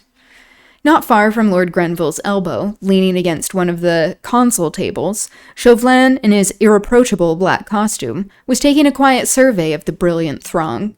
He noted that Sir Percy and Lady Blakeney had not yet arrived, and his keen, pale eyes glanced quickly towards the door every time a newcomer appeared. He stood somewhat isolated, the envoy of the revolutionary government of France. It was not likely to be very popular in England at a time when the news of the awful September massacres and of the reign of terror and anarchy had just begun to filtrate across the channel. So it's trying to, once again, paint with a broad brush that all of England was against the French Revolution. This is not the case. It was very common of a sentiment among the ruling class, among the nobles, the titled, the capitalists, and it was much more popular among the common people. Surprise, surprise. The people who can relate to why there are people rising up. In his official capacity, he had been received courteously by his English colleagues. Mr. Pitt had shaken him by the hand. Lord Grenville had entertained him more than once, but the more intimate circles of London society ignored him altogether. The women openly turned their backs upon him. The men who held no official position refused to shake his hand. But Chauvelin was not the man to trouble himself about these social amenities. Yeah, because he's like, why do I want the favor of the people who are oppressing the masses? Which he called mere incidents in his diplomatic career. He was blindly enthusiastic. Blindly? I don't know about that. For the revolutionary cause. He despised all social inequalities. Trying to say like he was blindly for the revolution, and then in the next breath describing him as being against inequality is like, so you are acknowledging that people in these upper classes are espousing and supporting policies and institutions, societal structures that are inherently unequal. And he had a burning love for his own country. These three sentiments made him supremely indifferent to the snubs he received in this fog-ridden, loyalist, old-fashioned England. Yeah, that's fierce. Good for him. But above all, Chauvelin had a purpose at heart. He firmly believed that the French aristocrat was the most bitter enemy of France. Well, he would have wished to see every one of them annihilated. He was one of those who, during this awful reign of terror, had been the first to utter the historic and ferocious desire that, quote, the aristocrats might have but one head between them, so that it might be cut off with a single stroke of the guillotine, end quote. And thus he looked upon every French aristocrat who had succeeded in escaping from France as so much prey of which the guillotine had been unwarrantably cheated. Well, where's the lie? There is no doubt that these royalist émigrés, once they had managed to cross the frontier, did their very best to stir up foreign indignation against France. Plots without end were hatched in England, in Belgium, in Holland, to try and induce some great power to send troops into revolutionary Paris, to free King Louis, and to summarily hang the bloodthirsty leaders of that monster republic. Because they're afraid. And that's good. It's good when governments are afraid of the masses. Because they should be.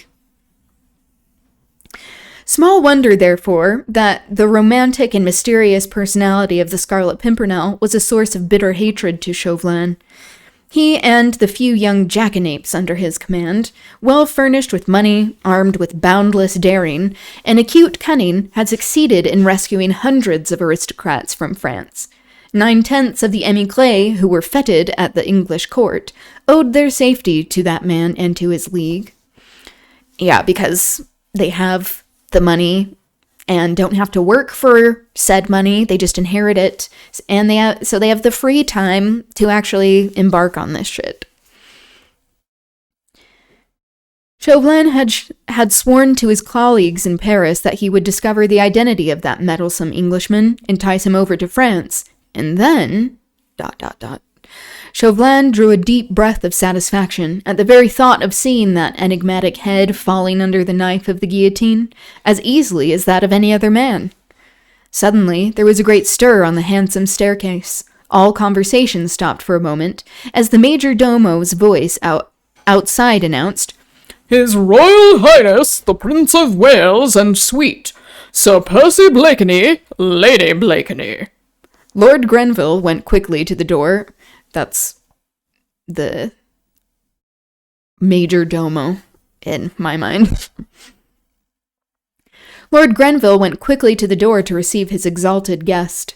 The Prince of Wales, dressed in a magnificent court suit of salmon-colored velvet, richly embroidered with gold, entered with Marguerite Blakeney on his arm, and on his left, Sir Percy in gorgeous shimmering cream satin cut in the extravagant incroyable style, his fair hair free from powder, priceless lace at his neck and wrists, and the flat chapeau bras under his arm. So again, is it surprising that Marguerite has changed sides when she marries into money, has a title, and then becomes friends with a prince? Not really. She's a class traitor.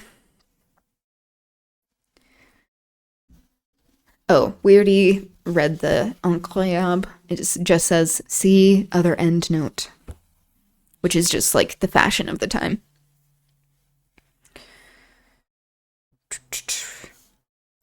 After the few conventional words of deferential greeting, Lord Grenville said to his royal guest, Will your highness permit me to introduce Monsieur Chauvelin, the accredited agent of the French government?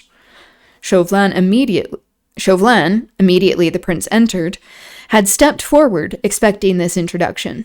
He bowed very low, whilst the prince returned his salute with a curt nod of the head. Monsieur, said his royal highness coldly, we will try to forget the government that sent you, and look upon you merely as our guest, a private gentleman from France. As such, you are welcome, monsieur. Monseigneur, rejoined Chauvelin, bowing once again. Madame, he added, bowing ceremoniously before Marguerite. Ah, my little Chauvelin, she said with unconcerned gaiety. Same. And extended her tiny hand to him. Monsieur and I are old friends, your royal highness. Ah, then, said the prince, this time very graciously, you are doubly welcome, monsieur. There is someone else I would crave permission. I don't remember what I did for Lord Grenville's voice, so I know it's different. There is someone else I would crave permission to present to your royal highness, here interposed Lord Grenville. Ah, who is it? Asked the prince.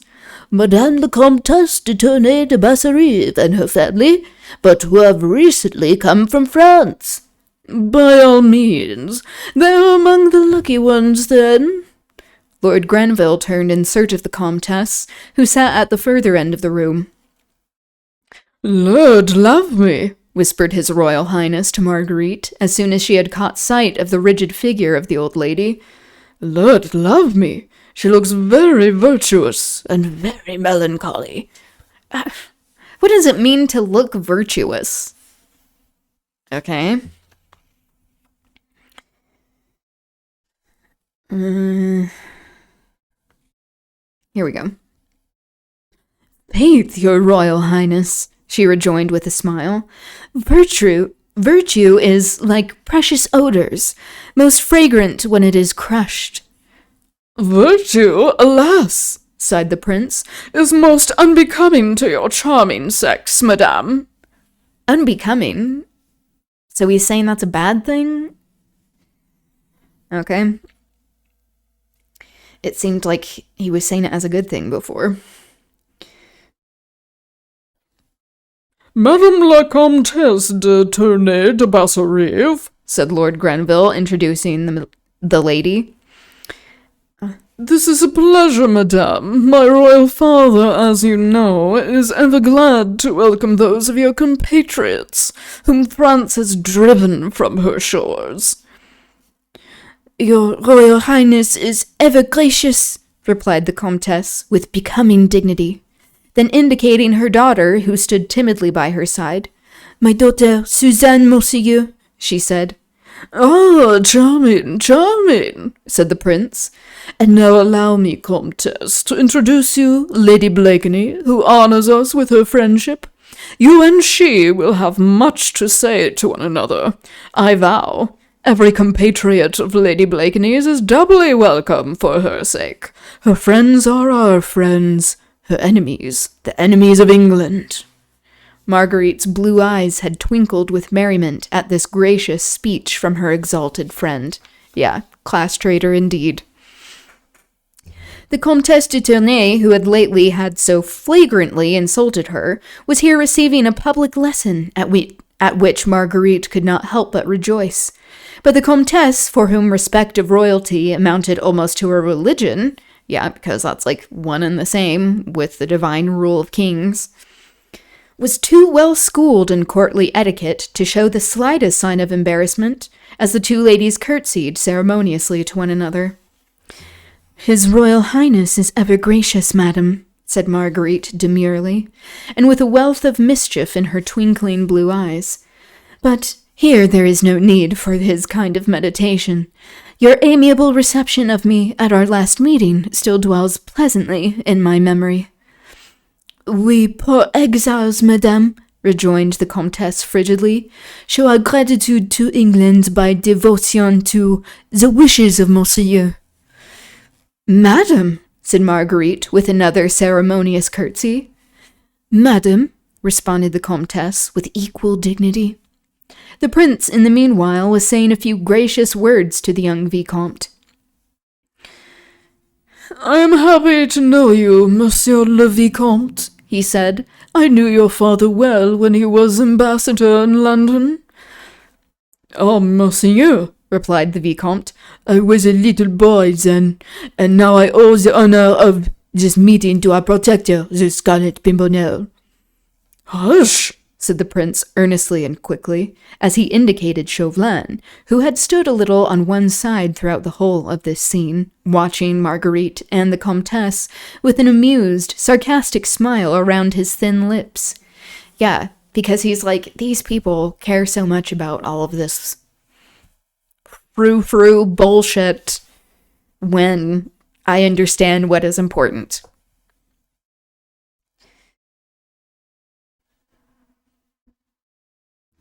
Nay, Monseigneur, he said now, as if in direct response to the prince's challenge. Wait. Is this Chauvelin or the Vicomte still? Yes, it is Chauvelin. Okay, picking up from context.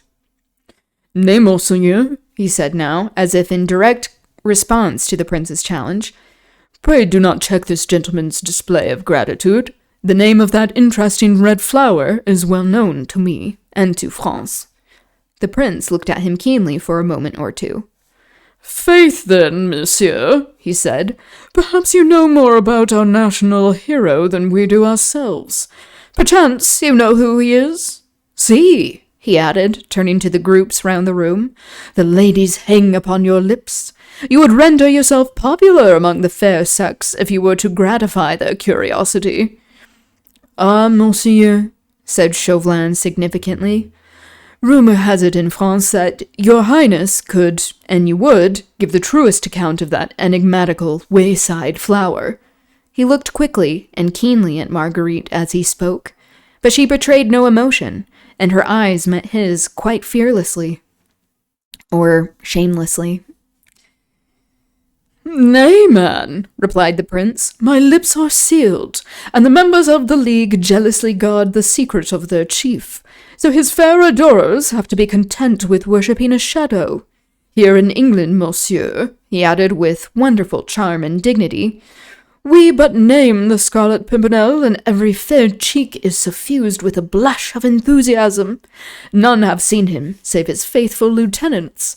We know not if he be tall or short, fair or dark, handsome or ill-formed, but we know that he is the bravest gentleman in all the world, and we all feel a little proud, monsieur, when we remember that he is an Englishman.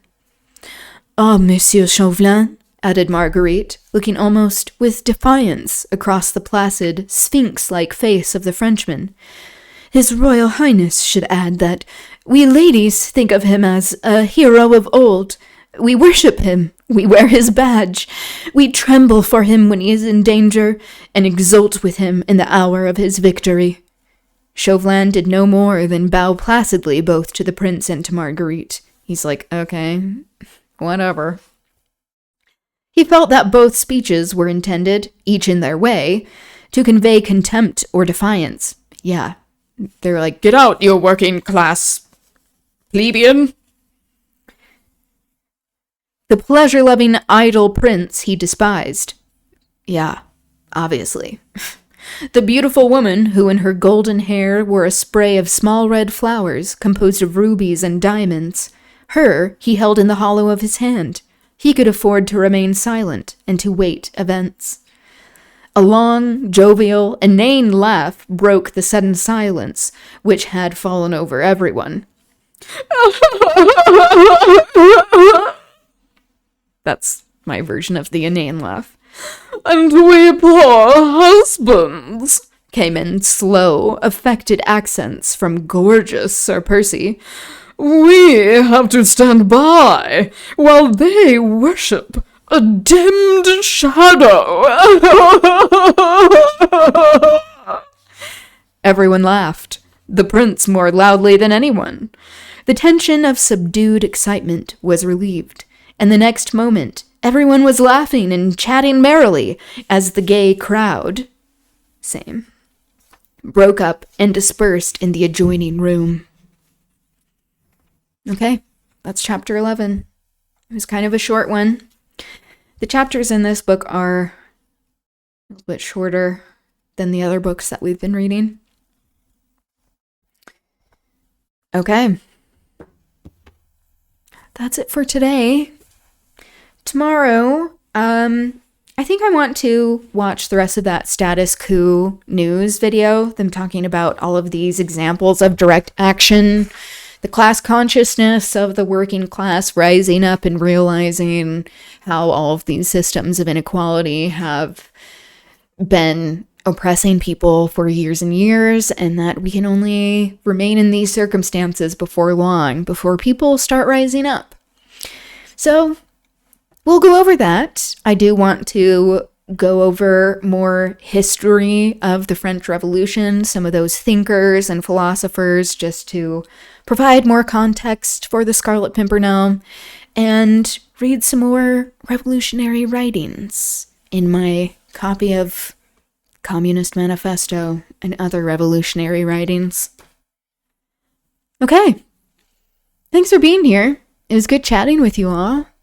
I hope you have a good rest of your day, evening, wherever you are, and I will see you soon. Okay, bye.